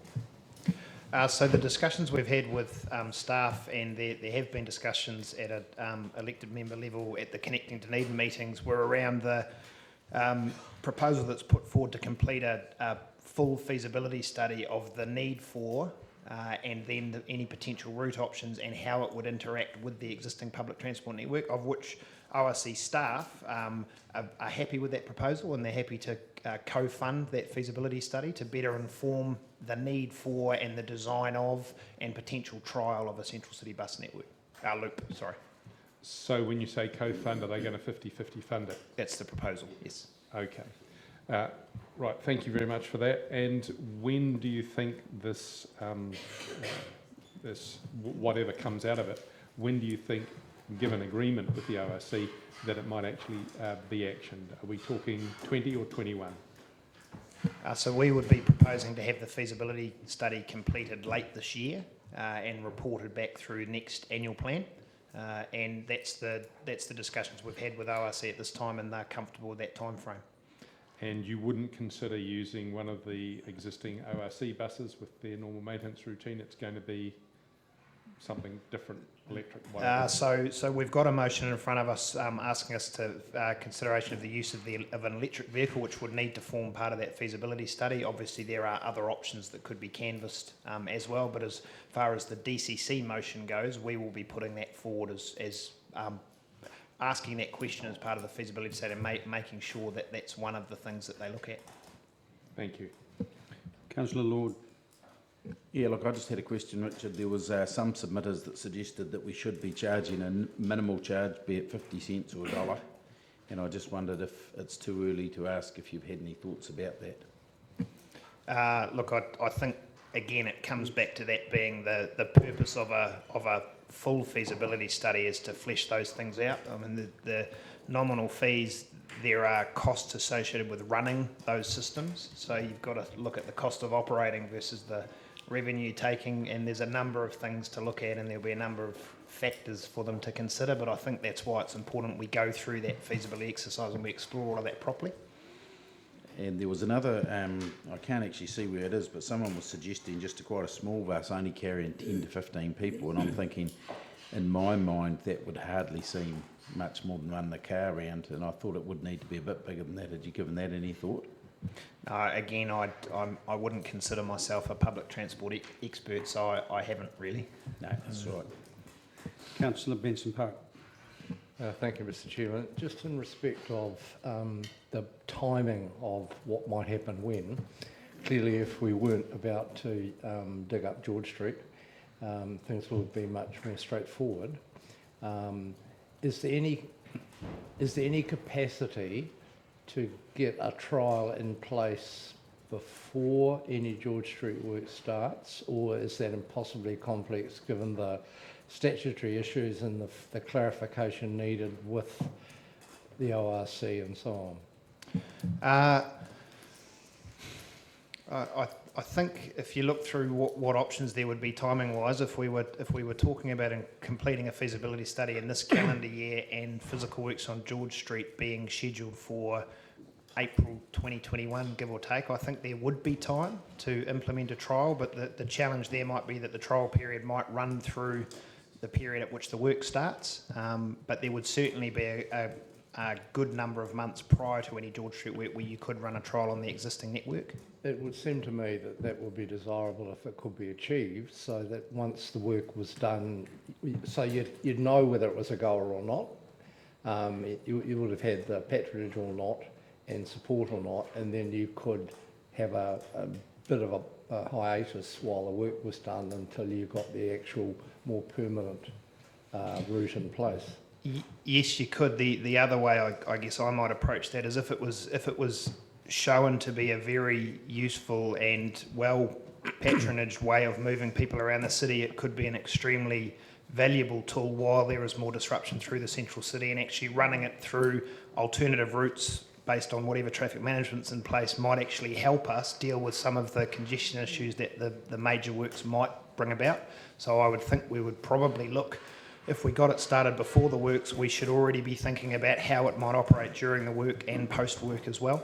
Oh, I'm liking what I'm hearing. So can I take it from that if it can be done, you will make an effort to get it running before the George Street work starts? Yeah, look, we're very clear, and we have been with ORC, that the motion we had from the previous meeting was as soon as practical, and that's what we're working towards. And, right. and once we receive the feasibility and work with them to determine the feasibility or not, our intention would be as soon as practical get something up and running as a trial. And one more on a related issue, in respect of those routes which are still using St Andrew Street and a block of 2 blocks of George, the ones that I sooner rather than later one hopes going to head all the way to Frederick along Great King, when do you anticipate the work will begin to put the extra stops in place for them in the hospital block?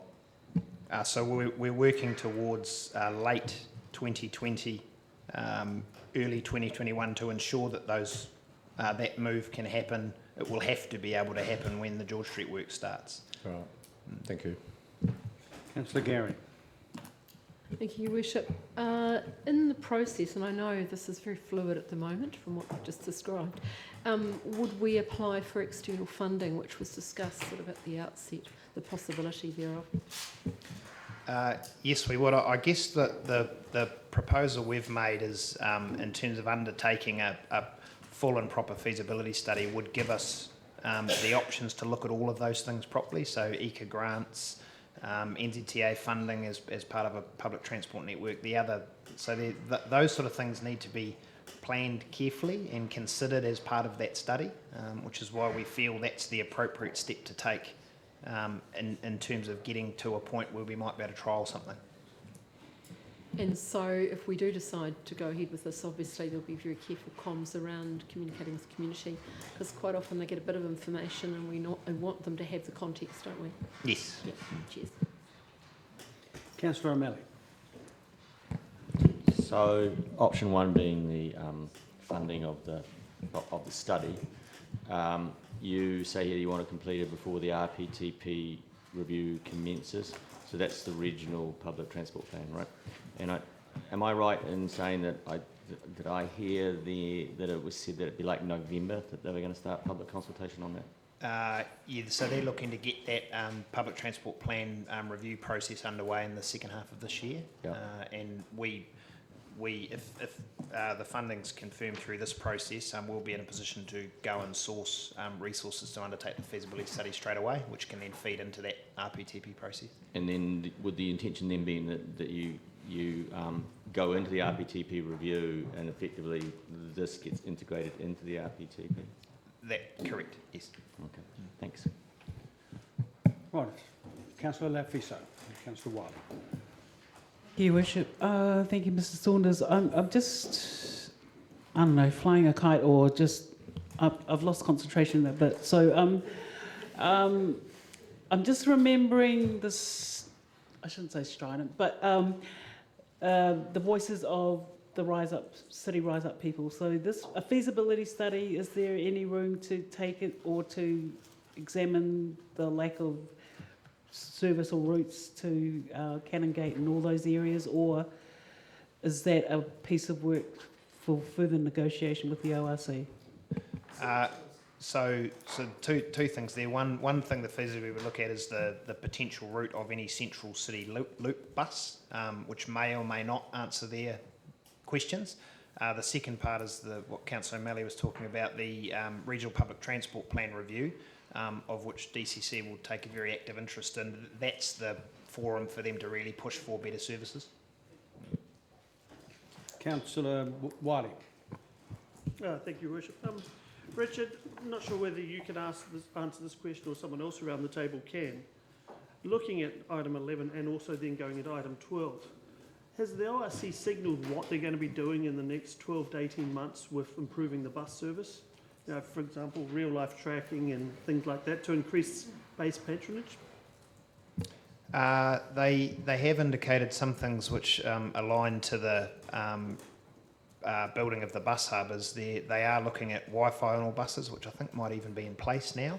An integrated ticketing system and a real-time reporting at bus stops. The construction of super stops, which are in key areas of the city where there's proper public transport infrastructure all in one place, so stops on both sides of the road, toilets, ticketing machines, some real-time information. So they do have plans in place. And then again, the review of the public transport plan later this year will inform any future improvements they make to try and increase patronage and improve the public transport offering. Councillor Hawkins. Yeah, thank you. It's my understanding that the integrated ticketing system is a national rollout and as such is taking the attendant time. Just around the regional regional public transport plan, one of the things that we got feedback through the 2GP process was that we were encouraging or supporting medium density development in areas where the regional council had just reduced the routes through those areas, and there was a disconnect between what we were trying to do in planning and what they were trying to do in planning. So just seeking some assurance really that those planning outcomes will feed into what we will present through the RPTP process.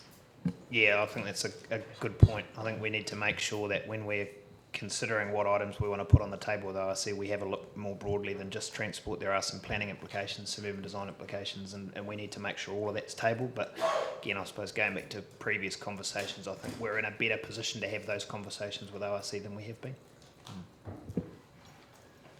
Right. Are there any more questions? No, none. Councillor Hawkins, did you wish to move something? So, I do. It's been circulated.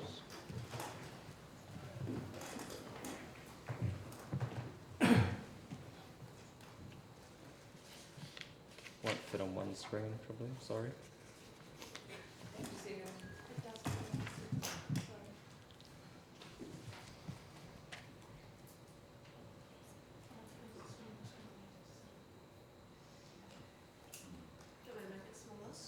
no. Sorry, it has been emailed to people if they have a closer screen available to them.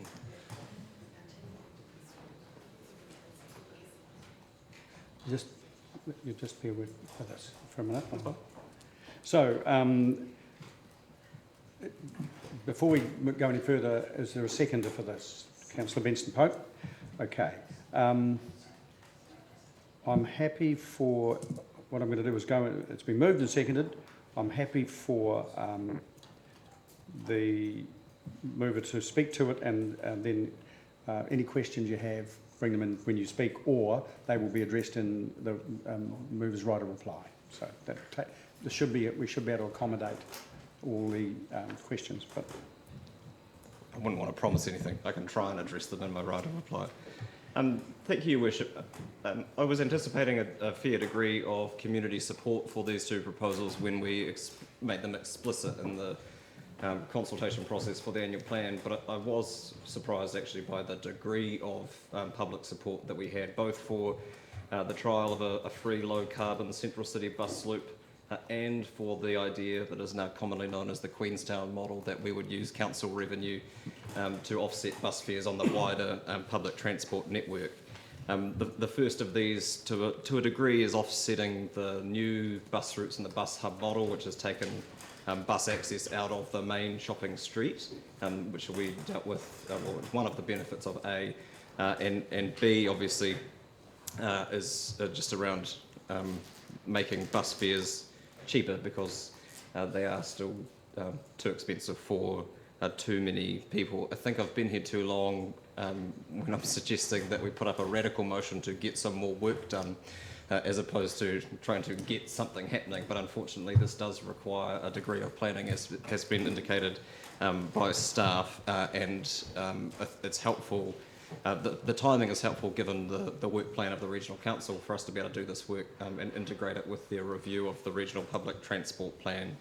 We've essentially got, I'm trying to address two broad issues. It's becoming increasingly obvious that we have growing challenges around congestion in the city at peak times, both in the transport network and in parking, and in terms of community participation, both in terms of the opportunities people have available to them socially and economically by having a fare structure that is still out of reach for too many people, especially younger people, for whom being able to get around without driving a private motor vehicle is disproportionately more helpful. Of course, over 65s catered for in that regard by the legacy of our Deputy Prime Minister.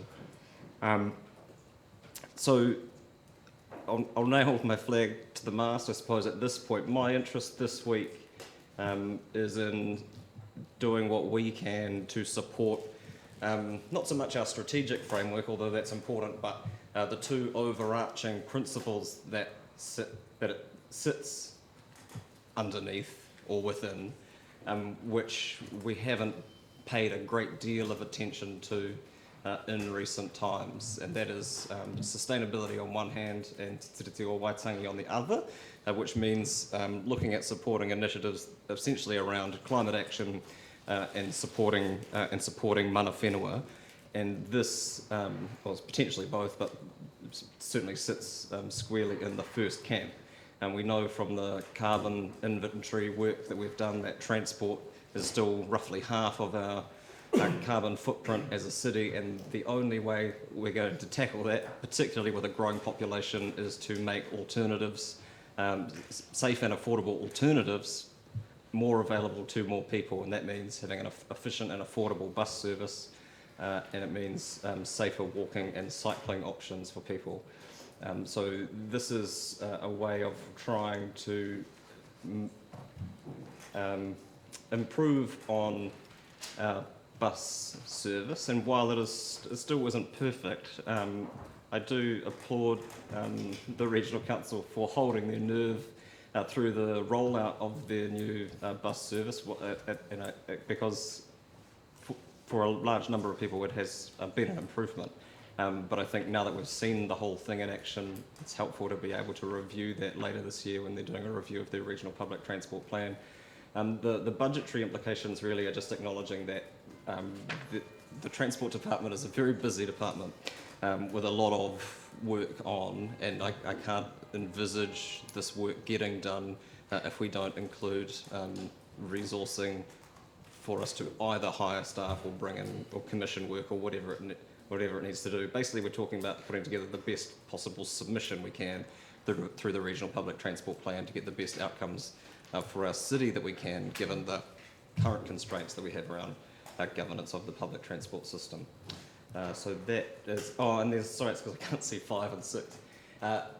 5 is really just around, there was an announcement last week by the Associate Minister of Transport that the government are looking at subsidising public transport for people with a community services card, which is long overdue and a very welcome decision. They have my understanding is that they have a funding envelope for that, but no model yet, and that they'll be working through the design of what those models might look like. And I think it's important that we remind the government that public transport exists outside of Auckland, Wellington and Christchurch, which is where significant investment is focused, because it's usually driven by major significant congestion issues, and you could make an argument that in smaller areas that don't have the critical mass of population, it's more important to invest in these alternatives so that we too, in smaller suburban and urban centres, are afforded the opportunities to be able to commit to a low carbon future as a city and as a community. So 6 and 7 are just reporting timeframes really, and they've been addressed by Mr Saunders in speaking to the reports. Otherwise, I've got nothing further to add. Thank you. Could you perhaps further clarify by just indicating that, to me, options 1 and 1 in 11 and 12 respectively, this is pretty much a synthesis of those. Can you just identify if there are any major differences or additions? So those that have read this have Yeah, to be honest, sorry, I haven't done a side-by-side analysis. I drafted these instead of the recommendations on those two papers. They do very much include right the recommended options by the look of it. Okay. With some additions. So, but if people identify glaring omissions, I'm happy to amend it. Right. Okay. So I'll call on other speakers. Councillor Elder. And as I say, feel free to ask questions while you're in the course of for clarification.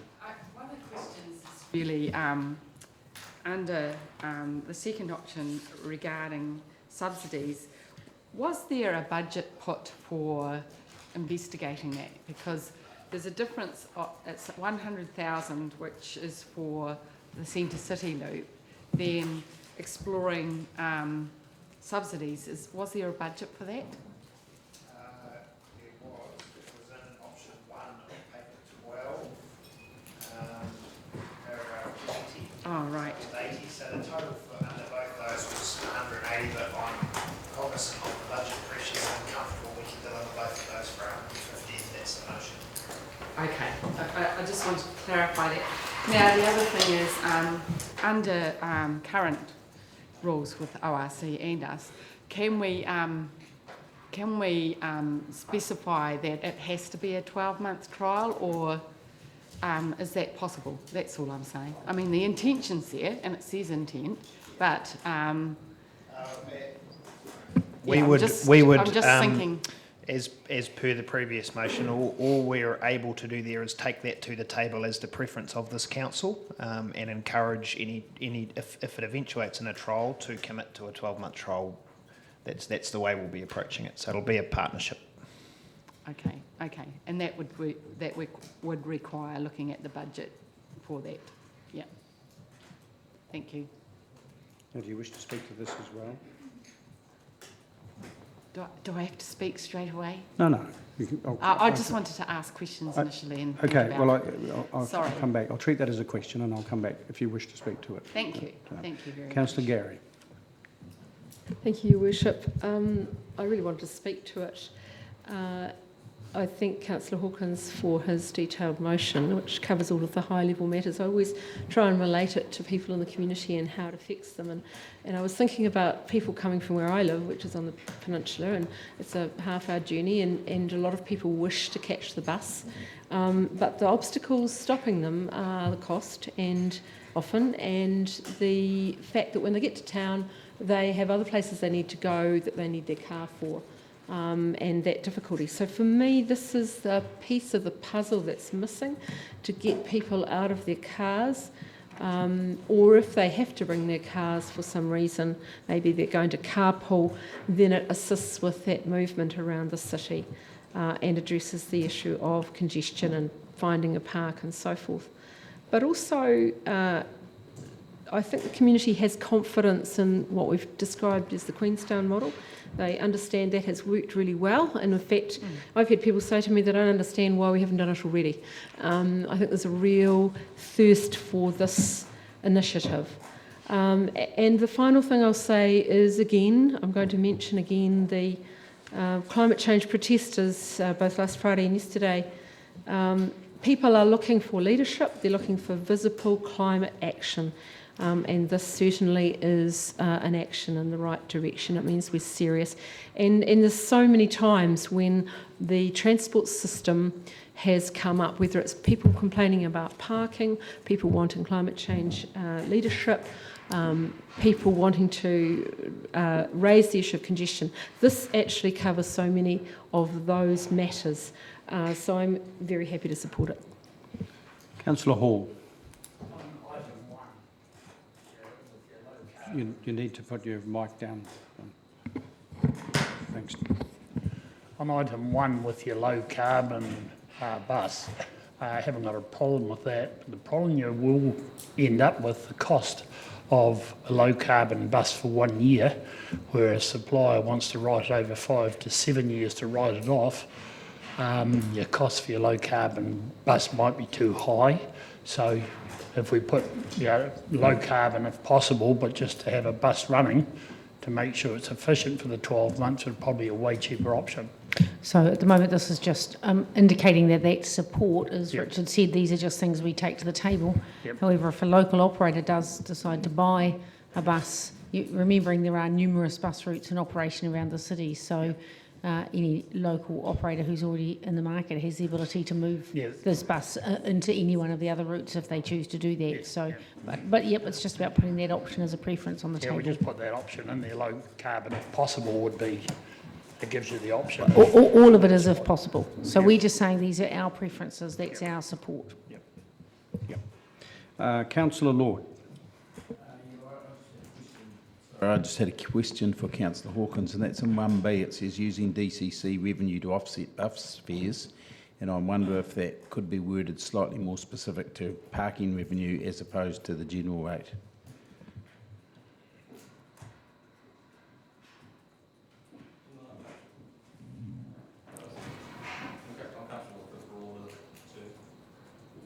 Okay. I think picking up on the Chief's previous comments, Councillor Lord, is that insofar as we're going to ORC to negotiate, it makes no difference to them whether the funding comes out of parking or comes out of any other part of DCC. It's about what DCC can contribute. And further down the track, I would have thought that would be the time to work out where we were taking it from. It might make a difference to someone's support around the table today if they were to know that it was coming out of parking as opposed to general rates.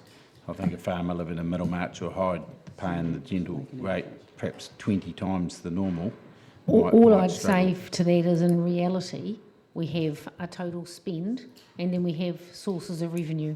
So if you pull parking money out to support this, then that parking money won't be able to be used for something else and you'll have to rates do something else. So in essence, it actually makes no difference in terms of where you spend it. We don't do jam jars. So you don't say the parking money all goes and it sits here and if we spend it, we spend it with that. It all goes into the total pool to fund everything we do. Councillor O'Malley. So that effectively means then that if you take it from parking revenue, there will be a need for a rates increase because you'll need to balance, if you're going to balance the budget. That's right, unless we have an unexpected, as you're aware, we're planning some parking Or we're going cost to increase changes, parking costs in order to get that revenue from them. My question is, with this, people are referring to this as the Queenstown model. Are we planning on copying that exactly, or are we planning on our own model? I think that needs to be fleshed out further. Our network in Dunedin is very different to the Queenstown network and the demand they've got on that Frankton arm. So I think that there would need to be consideration to how any subsidised model operates on a network like Dunedin, which is quite different. And under the public transport operating model, what are the rules around offsetting of fares? I'm not completely clear on the rules surrounding public transport. I guess that's something that ORC look after. We will have to have those discussions with them if we are requesting them to consider things they don't believe fit within the existing rules, but that'll be part of the reporting back process and the discussions we'll have with councillors around this table. So as this motion sits up here right now, is it true to say that probably the report precedes the supports, and it would actually illustrate or clarify our ability to do these things? That would be right. We've had early discussions at Connecting Dunedin, and you saw the sort of tentative support to explore it from NZTA. In previous years, going back some time, the ORC position was the 50% fare box recovery was an absolute, and it appears to us pretty clearly the indications are that that's not necessarily the case. There are opportunities to increase fare box recovery in order to encourage public transport pickup. Okay, thanks. Right. Further speakers or further questions? Councillor Benson-Park. Thank you, Worship. People have already alluded to the changing shape of the central city, and I think everyone acknowledges that we're on the cusp of even more substantial change with further developments in relation to the bus hub, and also, more importantly, the other major projects that are happening, not just the hospital, but also George Street. And I think we've all noticed, those of us who make too much use of our individual one-occupied motor vehicles, how much the traffic patterns have changed to accommodate the bus flow in and out of Murray Place, in and out of Great King Street and so on. And it's obvious that that's going to continue. So as we look at the design of, well, and with GA and others, the design of the highways and so on, and the absence of buses soon, hopefully entirely from George Street north, there's a clear need that would emerge, has already emerged, and will continue to be demanded for alternate methods of getting around. And I think it's important to acknowledge that also this is intended as a discrete central city service. If you want to go to South Dunedin, there are other solutions. That was the first suggestion that was made when I floated this idea. And during the consultation, we know we had suggestions for City Rise, this being a great service for schools. That's not what it's for. Even if, as I did yesterday, you chanced upon the Murray Hill run, which is not there today, which is the best illustration I can think of some of the loopy decisions we've had around lack of school zoning and unnecessary vehicle use.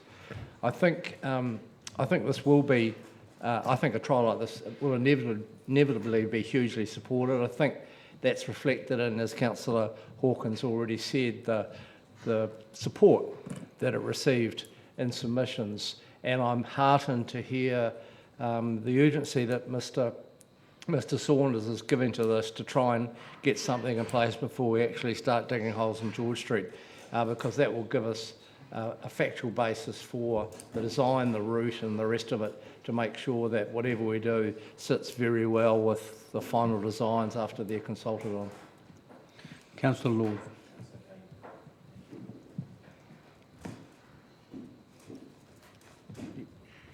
Sorry. Yep. Right, Councillor Vanders. If transportation systems were going to stay the same and we weren't in the middle of an electric revolution in transport, I might be able to approve of this spending of 150Ks, 100Ks, whatever. To me, the whole of electric transport is going to change dramatically in the next 10 years. Buses are a Victorian mode of transport which have been losing patronage since they were at their height in the 1950s. Buses will never solve the first mile, last mile problem. Buses will always continue to become more expensive because of the driver requirements, the maintenance requirements, and all the other health and safety issues that you don't get with the fantastic improvement and much more economical car options that are coming out. We have limes now, we're going to have much more of those. We have lime cars coming. We have self-drive cars coming. And by the time we do this 100,000 whatever survey, things will have changed enough in that area that this particular $150,000 will actually already be out of date. If you look at transport requirements for the future, they are going to be personal, they're going to be point to point, they're going to be everything from electric roller skates up to lime cars and every other kind of electric vehicle in between, and buses are not going to be part of the inner city equation. Buses will still be necessary for running large numbers of cruise ship passengers in and out of Port Otago, but that's probably just about all they're going to be good for in the long term. People's time is money. People are not going to be waiting for a bus, especially a bus that's going to cost many times more than the cost of zipping in an electric vehicle into wherever they actually want to go. So for these reasons, I think we need to look to a further future than just next year or the year after. We need to look to 10 years' time and ask ourselves, is this actually going to give value? Should we not actually be looking at the electric car revolution and the fact that because of the scale of cars, these cars are going to continue to get far cheaper while buses continue to become more expensive, despite already being heavily subsidised. They're a Victorian mode of transport. They're a dinosaur idea now. I don't think throwing ratepayers' money at researching a new bus hub route is going to give value. Thank you. Councillor Wiley and then Councillor...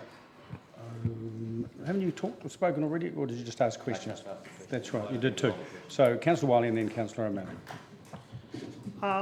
Thank you, Your Worship. I'm disappointed that these have both been brought together because actually I can support the Central City Bus Loop service and the 100,000 for that. I cannot support 1B and I also cannot support 2.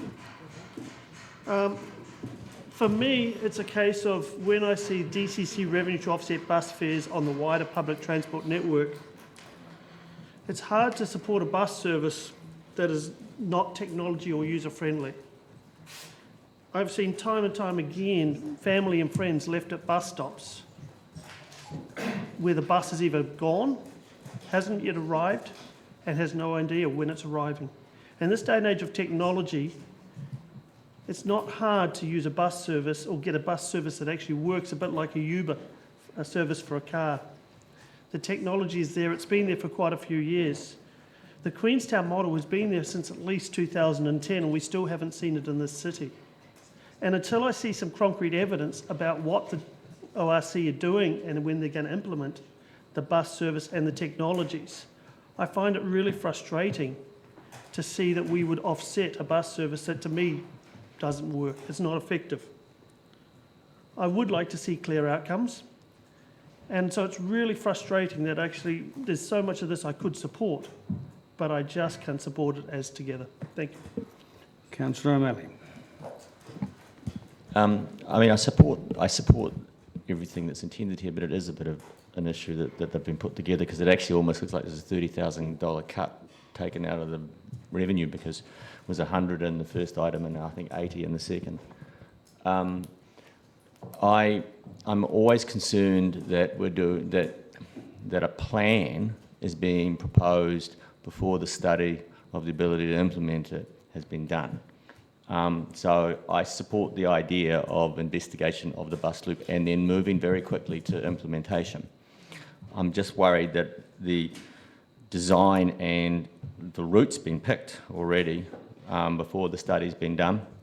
So the type of vehicle's been picked already before the study's been done, blah, blah. So I'll support this because it doesn't make too much difference whether you put 11 and 12 together. I presume we're not doing 12 after we do this. I just want to make sure that the staff are free to make their decisions and that their analysis goes back to inform us and that we're not designing the route ourselves and then informing staff to implement it. Yeah, I think that's a really good point, and we'll absolutely make sure these are suggestions, but the people that we hire to do the work will be engaged to think a little widely and make sure we haven't accidentally curtailed the thinking or the best possible outcome. Absolutely right. Councillor Laufisa. Thank you, Your Worship. As I've been listening to the debate, I keep thinking of the chairperson of, I think she said it, the chairperson of the Araitiri Marae Council, or someone has said it in the past. The proverb that talks about what is the most important thing in the world. It is people, it is people, it is people. And I remember in the long-term plan debating process, whatever, over the bridge, and I said, I know people who cannot afford but the bus fares to and from town. They cannot afford to take their children to Moana Pool. So I understand, I think, as a user almost daily of the buses, I think I understand where Councillor Vandervis is coming from in terms of the electric vehicle revolution. But there are lots of whānau that I know of that are never going to be able to afford an electric vehicle, no matter how far the prices come down.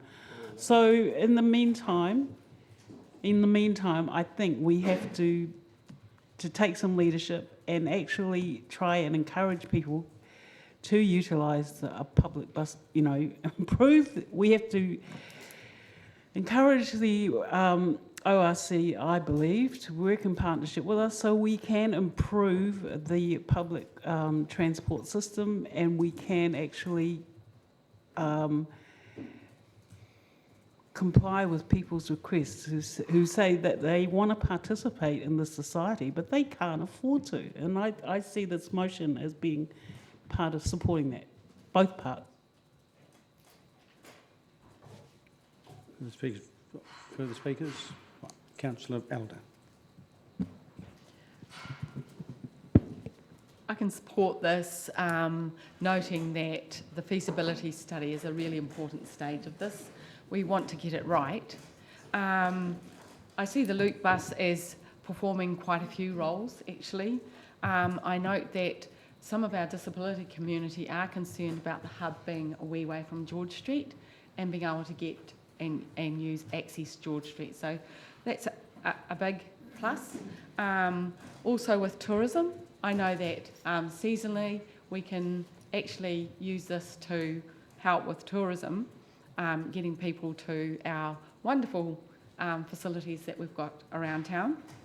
And the tertiary sector, so students can get it out and about and not have to use vehicles. So I can see the Luke bus having a real important role, but I do think that those feasibility studies and those discussions with ORC are really important to get it right. I like what I'm hearing about looking at big businesses subsidising and looking at big businesses, say University, Polytech, DCC, contributing to maybe an option of subsidising fares for their staff. I think that's fantastic. And Julian Genter is putting in for the low-income community services card subsidy for transport, which all are good moves in the right direction. So that's why I will support this, and I think it, I agree that electric cars and electric different modes are coming, but in the meantime, we have to have something like this to actually deal with a number of issues, really, as I see it. Councillor Lord. Yeah, I think I will vote against, and it's because of the B.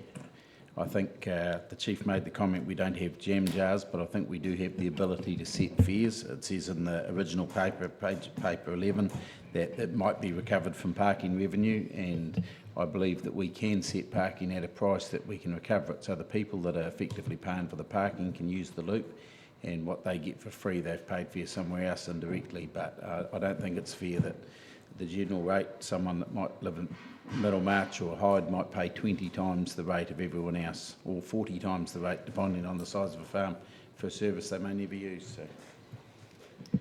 Councillor Newell. Thank you, Worship. I certainly can support this, and I've been interested in listening to the debate. It was pretty much no-brainer when we started, but a couple of things I would say is Councillor Vandervis mentioned the fact that self-drive cars are going to be all the rage, and somehow yet we're not worried about self-drive buses, which are actually already running in the South Island. I don't know how many self-drive cars there are. So, I mean, this is a short-term stopgap. I totally appreciate that, but a recent documentary I've been watching is millennials don't want to own their own vehicle at all. They want transport, but they don't want to own their own vehicle.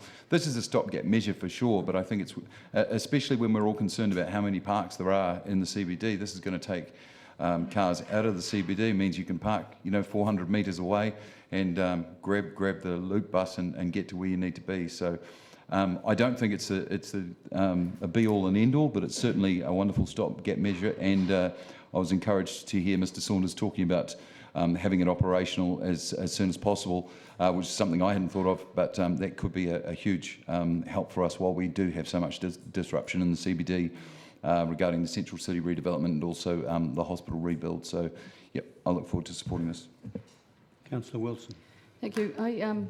Thank you to Councillor Hawkins for his emphasis at the beginning on climate change and the environment and the Treaty of Waitangi.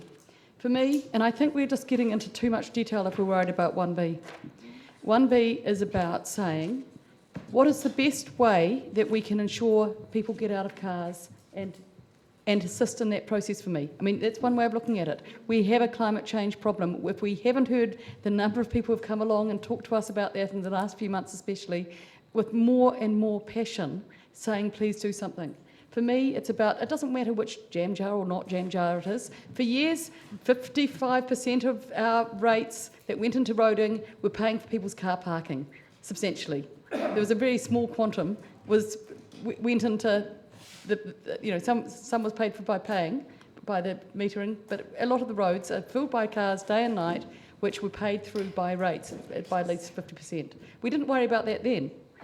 It's swings and roundabouts. I think we're just getting confused in the language. I think we need to lift ourselves above that and say, what is the best way of getting this change that we need? People who want to drive the cars and want to have car parks will be able to do that if we get some cars off the road. This is going to benefit everyone. Don't worry about that layer. We're getting too into the detail. Please lift yourselves above it. Say what is the end result. And that way, you should be able to, everyone, vote for this. Well, I can support this. I complete opposite of Councillor Vandervis. Every place I've been to in the last wee while, and I've been to far too many, buses have been a very important part of the transport system. And I note that electric cars need parks just as much as the other kinds of cars, and if we're running out of parks or we've got more and more cars, taking buses out of the equation is only going to make it worse. It's irrational to think that you're going to get more electric cars into spaces than you would petrol-driven ones. I think that, though, the constraints that are on public transport in this country, and they're expressed in other parts of the country as well, are things like the PTOM model, the fare box recovery proportion, yes, so those two things on their own are making it really difficult just to employ drivers. If you're not paying enough, you're not going to get drivers. So that's the big problem that Wellington Regional Council has. And finally, I don't have a problem with using rates to offset bus fares. We've used rates for years to build roads for people to drive cars on. What's wrong with using rates to fund buses that people who don't have cars can use? It's no different as far as I'm concerned. So I think there's a long way for this to go, and I think that the only people we can engage with it on are the regional council, and that's the way we should do it. And I look forward, given their relatively newfound agreement to work with us, let's get on with it and work with them while the goodwill lasts. Councillor Hawkins, you're right to reply. Yeah, thank you, Your Worship. Individual action isn't going to save us, and electric cars aren't going to save us. We need systemic change in terms of our entire economy, really, but in particular our transport network, if we are to make any meaningful shot at getting on a low carbon track by 2030. And the investments that we make in the next few years are pivotal to whether or not we achieve that.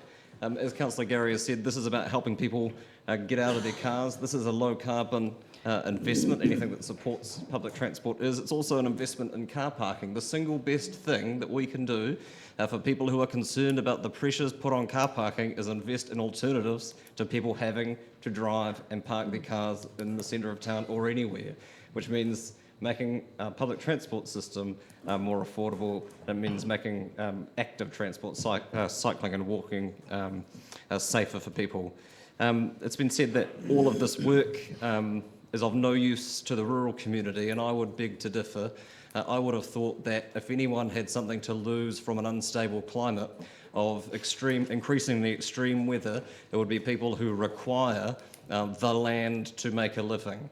There is everything to lose for our rural communities in not taking climate change seriously, and this is one of the things that is within our direct control as a local authority that we can do to contribute to that. Councillor Wiley said that the bus service isn't ideal. Nobody is arguing that the bus service is ideal, but I'm disappointed that because of it not being ideal or not being futuristic enough, we can't support people getting better access to the model that we have available to us now, because while I too would love it if we had real-time information and apps, we have people currently who are walking to hospital because they can't afford the bus fare to get there, and I find it hard to look at those people in the eye and say, well, I'm sorry, we can't make it easier for you to get the bus because we're too busy waiting for an app to be developed. I can assuage Councillor O'Malley's concerns. The motions around the route and the vehicle are quite vague. It just talks to a low carbon option, and there's a vague outline of a centre city map. All of those things can be worked through as options, and we'll come back to this table. What else? Two more things. Yeah, I'm pleased that someone mentioned the different aspirations and different lifestyle choices that younger people are choosing to make. We know that people are choosing to get their driver's licence later, if at all. I just checked that my learner's licence expires next Christmas. I don't know if I'm making adequate progress on that.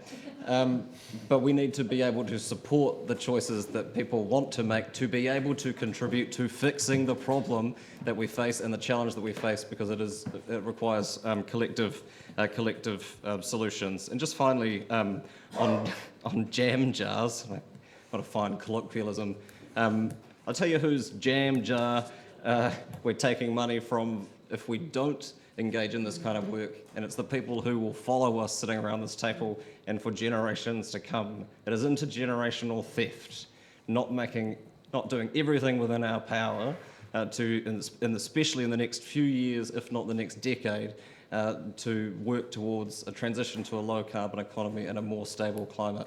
And I can't put it any more blunt than that, I don't think. I would love to think that this would solve that, it can't, but it is a step towards the work that we know needs to happen to support us in that work. So I welcome the support around the table for this. Thank you. Okay, I'm going to put it. I wondered about that. Yes, division, please.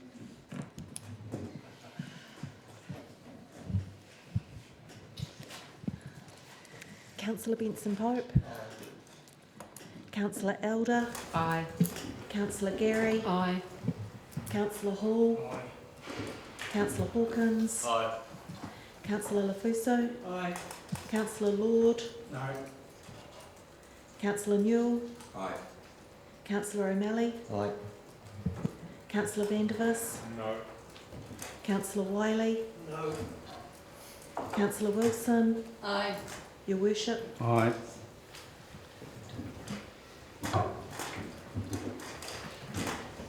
The motion is passed. Carried 10-3. Carried 10-3. Thank you. It's carried. Okay. We'll move on to item 13, the Otago Museum funding. And you're allowed off now, Richard, for a brief break, I guess. Councillor Elder. Just a suggestion. I've been tallying up. We had 800,000 to play with, and this takes 150. So can we tally as we go along? We do that. We will be, and we'll be reporting back on how it goes. And at the end, when you've been through all the reports and you move and you add things in, we'll then tell you what the tally is. Yeah. We'll get to have a discussion about the implications of that. And the Mayor's already passed a resolution to say at that point you can go back, add, subtract, take some other things out, put some other things in. So that's like the wash-up, but at the end. Yes, I just like seeing the budget as we go along. So there's a big thermometer over there with mercury in it. And when the mercury gets to the top and blows out and splatters all over the ceiling, you'll know that we've gone over the budget. Okay, thank you very much. So we'll give you an update every now and then on how that's going. Okay. Welcome. Mr. Dixon, Mr. Pickford, do you want to preface this with anything, or you're right? So questions, councillors, on this one?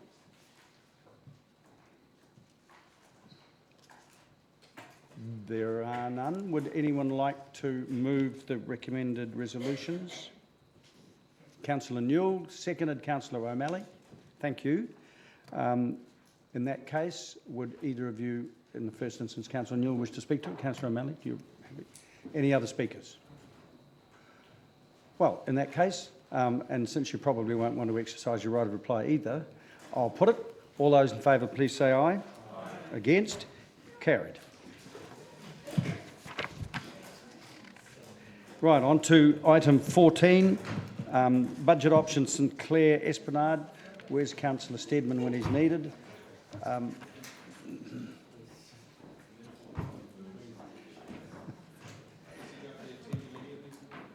don't know, he was an apology for lateness today, I think.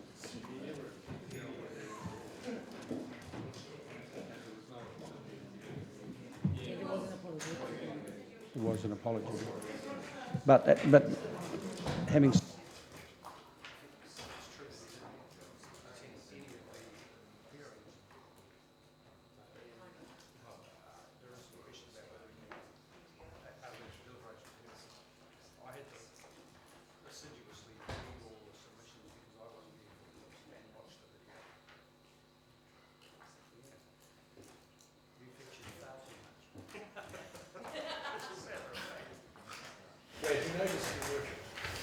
You're pretty hard to ignore.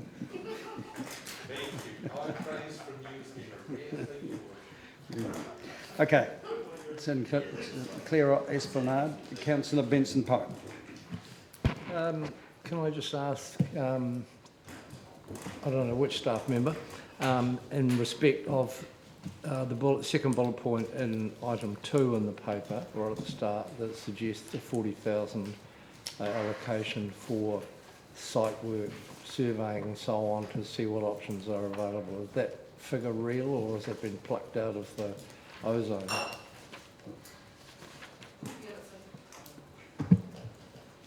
Based on experience doing similar studies, but obviously it would be a relatively high level. Okay, thank you. I think I've advocated change and improvement of that space for a long time, Mr Chairman. In due course, after questions, I'm happy to move that we include 40,000 for that purpose. There are lots of issues around the reserve area and the grass and the rest of it, and there are some challenges that we need to address. Well, hold that thought for your exposition. Any further questions? Councillor Elder and then Councillor Hawkins. I just have a question around the spending on upgrades in urban areas, and I note that we're looking at Mosgiel, South Dunedin and North East Valley. There are other areas that are crying out for input into that area. So what's the plan in the grand scheme of things? Well, can I just interrupt there? This report came as a result of a council resolution specific to St Clair. So it's probably not fair to ask staff about what the other options are, because what they're asked to do is prepare a report on it. Because the report does talk about the Okay, fair enough. Right, well, do you want... It's just people will see this as putting something else ahead of other priorities, and that's a concern I have. Okay. So, do you want to... So for clarification, option 1 addresses that point. It suggests that we consider St Clair could be considered alongside the other centres in a comprehensive centres upgrade program. So that would look at it compare it to the other centres and identify a list of priorities. And then what would be the time frame for St Clair under that option? So the earliest year is design in year 6, and then starting work in year 7 of the 10-year plan. That would mean the work won't get done for that period of time. If you put budget in, it does leapfrog it to the beginning of the queue for the design and planning only, but not the implementation. That's right. The budget would only cover the design. the feasibility work. So, So that would be a reprioritisation of out-year money and bringing it forward. You would then decrease your out-year budget accordingly. So my next question would be, what would be the perception if this jumped the queue? I'm just asking. That's not a question. Oh, okay. You probably need to make that determination in terms of thinking about how the community will respond. St Clair did recently have sort of some upgrade and intersection work and has had some work done, but certainly nothing at this scale. Okay, Councillor Hawkins. Yeah, thank you, Your Worship. I suppose I'm asking a similar question in a slightly different way, and it's around if staff were to pick one of the centres to progress earlier, which is effectively what we've done. We've picked one and said we want to, rather than doing it in year 6, we want to do it now. Given the transport issues that are apparent in that area, how likely is it that that would be the priority project in terms of addressing suburban centres anyhow? I'm just trying to get my head around, is this a queue jumping situation, or is this likely to be the first priority but 6 years away rather than next year? It might be it might be a transport question, sorry. No, it's okay. You can answer that. There's obviously a number of centres across Dunedin of which are identified in the centres upgrades plan, and it's an assessment that we need to do against urban design and transport factors taken into consideration. That work hasn't started yet, so each of the centres requires different things from an initial overview. So it's something that we're going to have to work through and bring a resolution and assessment to council. So at this point, on the evidence available, your guess is as good as ours. Thank you. So you wouldn't offer one? Thank you. Yeah. Councillor Gary. My question's been answered. Oh, right. Councillor Vanders. Happy to move option 1. I think we've got a mover and a seconder. Oh, pardon me. Well,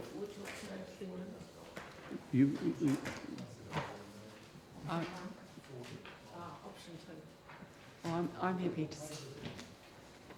well, whatever I've got someone who's moving something, and I've got to take them first, regardless of what it is they're. Certainly. If that motion fails, then... Sure. Thank you. Councillor Wilson. Sorry, while they're working out what the actual motion is, can I just check, as we work through the South Dunedin project, is there any chance that the solutions there, which are substantial, could impact on this area? Because I appreciate there's some flooding issues nearby. So when you say the South Dunedin project with climate change and looking at the solutions and where they may impact on...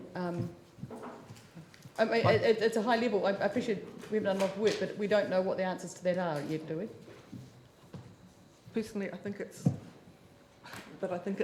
unlikely that the South Dunedin climate change money is going to stretch to dealing with amenity and... No, sorry. So is there any possibility that any solutions for the South Dunedin project will actually have a potential infrastructure effect or need in this area? It's really unlikely. But okay. Councillor Malley. Sorry? Oh, I thought you were going to... Well, you can, but you've got a question, haven't you? Oh, well, I assume the 40,000 is only in option 2, so... Yep. So, well done. So let's just make sure that we've got all the questions out of the road. Do you want? Yeah. Oh, it's just that to the disadvantages, other centres upgrades potentially deferred if St Clair Esplanade is upgraded. So is this in fact then that if we went for option 2, we would in fact be determining the order? Yes. Yes. Yep. Okay. If there are no more questions, I'll come back to the mover. Councillor Benson-Pope, you're moving option 2. Option 2 and allocating 40,000 for a feasibility. On page 105. Yeah, but no inclusion of the actual capital cost of whatever work might be designed. So I'm not sure it is actually determining the order in that sense. It's only determining the order in terms of which ones we investigate first, in Correct. the absence of the whole wider investigation. Well, I'm doing this because we have the previous agreement, a previous resolution, which acknowledges the pressure on access and parking in the area. The fact that there may be options available in terms of the reserve to provide more public space and also to provide some more car parking, dare I say it, and also the need for more work to be done on reducing the impact on local residents of the popularity of the area, which is going to get more cafes rather than fewer, and more visitors rather than fewer. And I think it will be good to have a proper study of the implications or the potential for various other changes to the traffic flow. I recall Councillor Steadman talking about the response of the local proprietors and so on to road closures and so on, and how much better it was. We know how popular the area is, not just at the weekends, and not just in sunny weather. I think it's a showcase that we have done a lot of work on and spent a lot of money on in the past. We'll probably continue to have to in the future in terms of protecting the seawall, but it is one of our gems, and I'm not a local resident. And so I therefore feel better qualified to advocate for it than people who live around the corner, because I know how popular it is with our community, and I think we should encourage that and improve their access to the space and the design of the space. Further speakers? Councillor Wilson. I appreciate how that community has come to us in all my time in council and advocated for change, but I equally know that the people in Mosgiel would like to have footpaths that they can actually put their walking frames through that aren't big steps up from the gutters, and I have no evidence that puts this as a higher priority than any other project. I certainly know that there are other communities who want this work done and have great needs as well. And on that basis, I'm not going to support it because I'd rather that it came with a reference and a thought-out priority based on evidence. Councillor Elder and then Councillor O'Malley. For a similar reason, I'm not going to support it. South Dunedin, Michelle really brought to the table in the community consultations pictures of the rundown state of South Dunedin streets, and that affects the psychological well-being of that community in the sense of it being run down. So I too cannot support option 2. I will be supporting option 1. Hang on, I'll come back to Councillor O'Malley. Yeah, well, that's sort of where I'm going to go as well. And I noticed that the mover, Councillor Steadman, probably the original thing is an apology for lateness. So I guess he's a super duper lateness today. The comment has been made already about lower socio-economic groups in the city not getting a fair crack at the budget and everything like that. And I do acknowledge that this is an area that I use. It is a particularly important city asset for amenity value, but it's also, I don't know if we can put the money, if we can prioritise this spend when we have other regions, and it's, I do acknowledge Mosgiel and places like that, and Port Chalmers is on this list. So I think we have to give it back to staff and go for option 1. Councillor Vandervis. I particularly love this part of the city, and I can see that it has enormous value for the locals there, but I also see that it has enormous value for a lot of visitors as well. When we get overseas visitors, it's a must to take them to this part of our city. My concern is that very often I'm on a short amount of time and simply want to whiz through there and show people with a very slow drive up the coast there what a beautiful view it is, and very occasionally find a park a block or so away and have some of the excellent pizza you can buy there. But if we are to throw money at it, that would change what is already a very, very lovely part of our city. My concern is that we might not get it exactly right, and we might actually restrict some of the access that we already have there. I concur with some of the other speakers as well, but even if we did have the money to do it, I am not convinced that what we've got in front of us is something that's actually worth spending the money on. I think it's wonderful the way it is. Let's just keep it the way it is in the meantime, given we have other priorities. Councillor Newell. Thank you, Worship. Yep, I'm following the same line. It is one of my favourite places, and I go there every single day without fail to see the ocean. It just soothes me.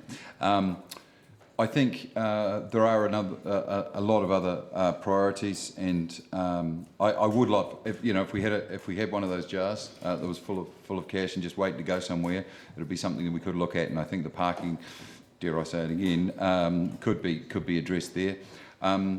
But I think South Dunedin have waited a long time. I'd love to see it's Lawn Street. If you're going to spend money, I think that needs a bit of a shot in the arm. And of course, we've got the South Dunedin hub, which is screaming for money as well. So if we're throwing cash about, that's where I think it should be. Thank you.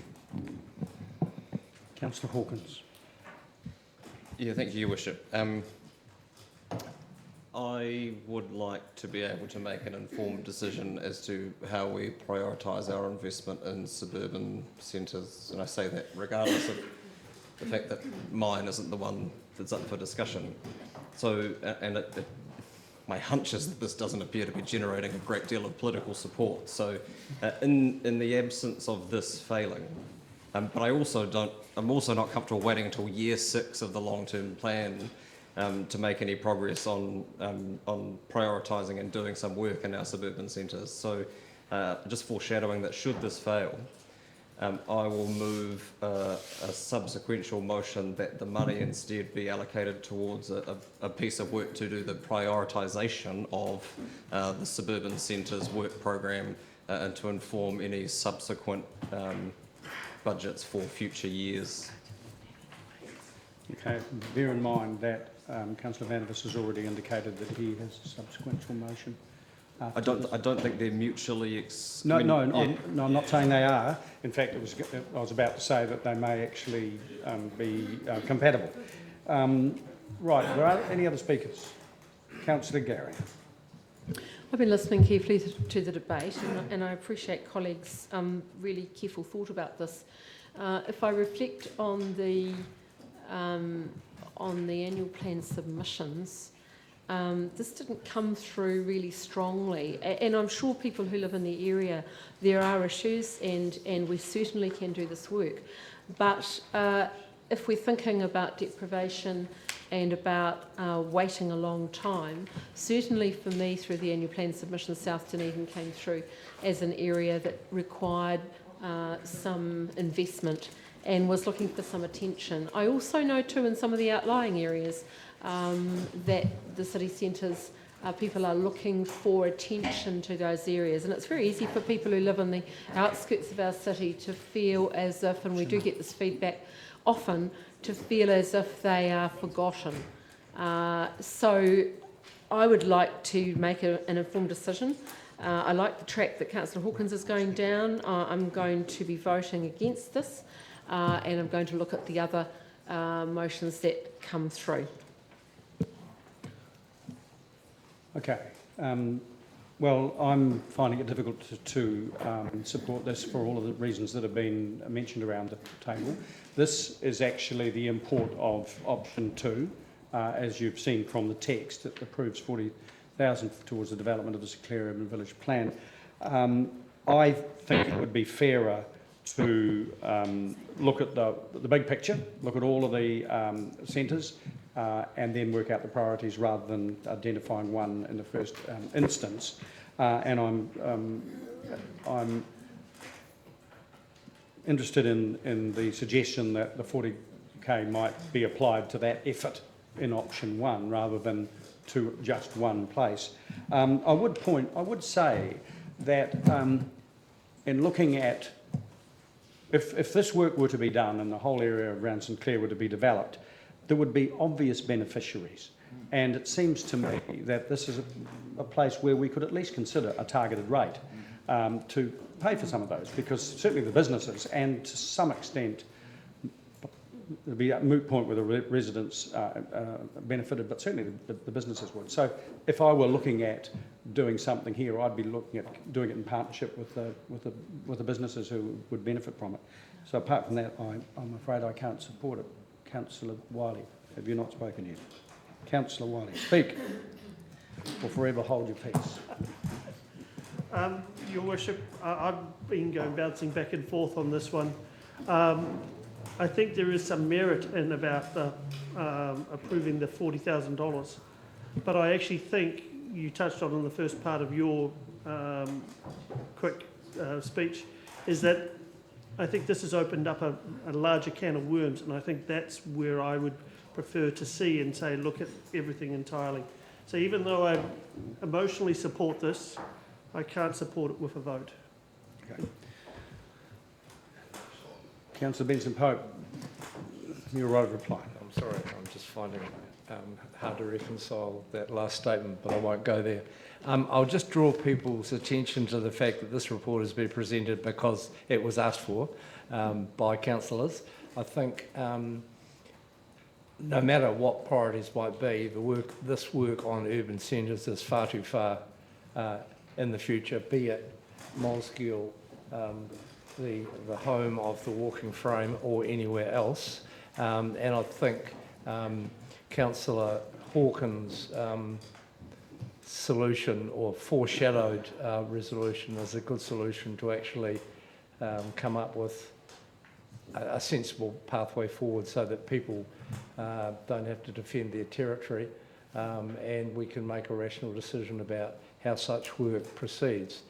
We have had, however, a lot of discussions, and that will be part of the prioritisation work, no doubt, about the need for further work at St Clair, and we've had several plans, some of them in the papers, and there are others, and so it's not as if there's any surprise about the pressure on that area.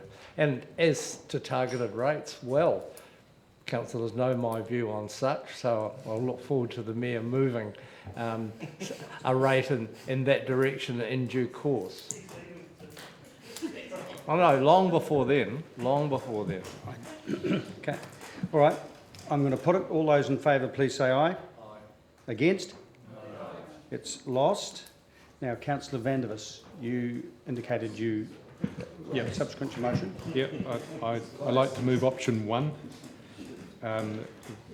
for the reasons that have already been spoken to. Regarding targeted rates, I think the real targeted rate that we should be hitting is the piece of Portobello Road that goes from the causeway right down to Portobello. I think all the residents there would be very happy to pay for their increased property values as a result of all the monies we've poured into that lot. But in terms of this particular motion here, we do have a number of centres throughout the city. This one, I think, is already a jewel in the crown. I'm not saying that it couldn't be better, but at this stage, I think we should just not spend the money and go with option 1. And can I just ask, Councillor Hawkins has seconded this with you, but he did mention that he was of a mind to allocate the 40,000 that would have been allocated to option 2 to the effort outlined in option 1. So I'm asking you whether you want to include that or not. Or is that still your suggestion? I've drafted something and sent it around. I'm happy for it to be taken subsequently. Right, okay. Well, can I ask you, Councillor Vandervis, whether... Yeah, no, spending another $40,000 on the fly like that is just not me at all. It's only 2 lampposts. Four, sorry. Can I just ask the staff, when is their budget to start doing this planning work for the city, for the urban centres in general? Because that isn't year 6, is it? The money in the city development budget is in year 6, and there is some complementary money in transport. Is that right, Richard? Also in year 6? Yeah. Right. Yeah, Okay. The second is solution to the $40,000 looks to me like just wanting to spend the $40,000. I can't agree with it. No, and given that the work is in year 6, it seems that does. Right, further speakers to this, or have we already spoken? Councillor Elder. I'm just unclear which one we're voting on, sorry. This one up here. And it's option 1 and you're on page 105.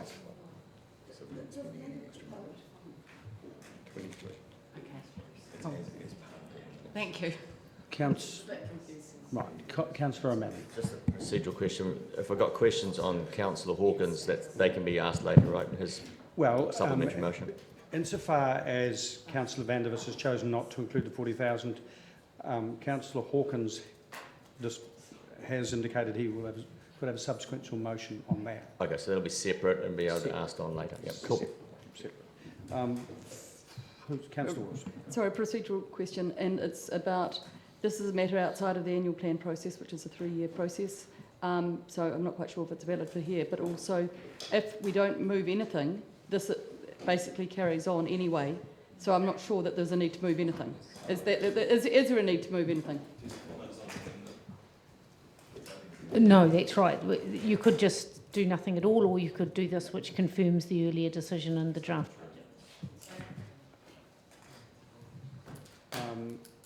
Okay, well, we're halfway through now, so it'll probably be more complicated to unravel it, so let's carry on.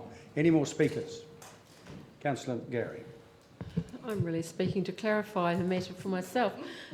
So I'm going to be voting against this because I want to see it done earlier, the prioritising of which centre gets done first. So I'm looking for that subsequent motion. Okay. Councillor O'Malley. I was going to ask a question, and I'll ask it when it comes up, but my impression was, and the reason this is sitting here in year 6, was we did this in the long-term plan, and we identified our spends, and that we've got George Street and Princess Street and all that stuff rolling out first, and then we're going to the centre upgrade next. And presumably, when we get into that body of work, we're going to do the study to determine when we're going to spend it. So my feeling is that we're just continuing on with the stuff that we agreed on in the long-term plan, and I feel we're revisiting the long-term plan again. And that's why I'm definitely voting for option 1, because it's what we've already agreed on. Yeah, that's right, and that was the chief point a few moments ago. So, Councillor Hawkins? Yeah, and I think that's a salient point, and it was probably a little rash of me, apologies, for not asking questions before drafting something. I was just trying to find a noble exit for Dunkirk over here. But my assumption based...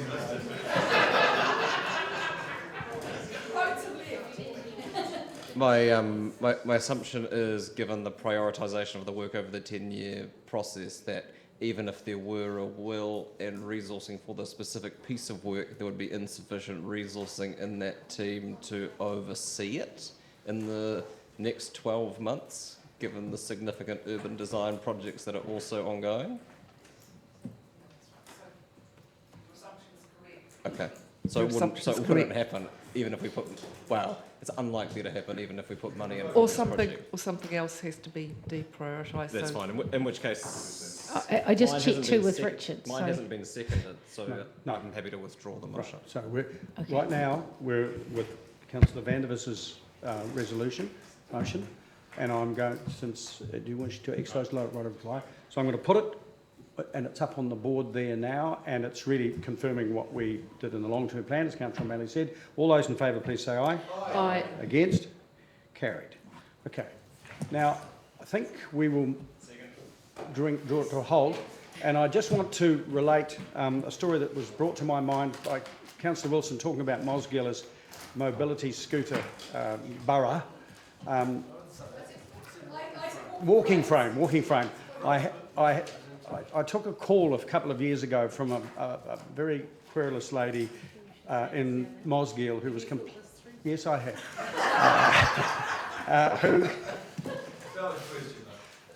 Who complained bitterly about the lack of the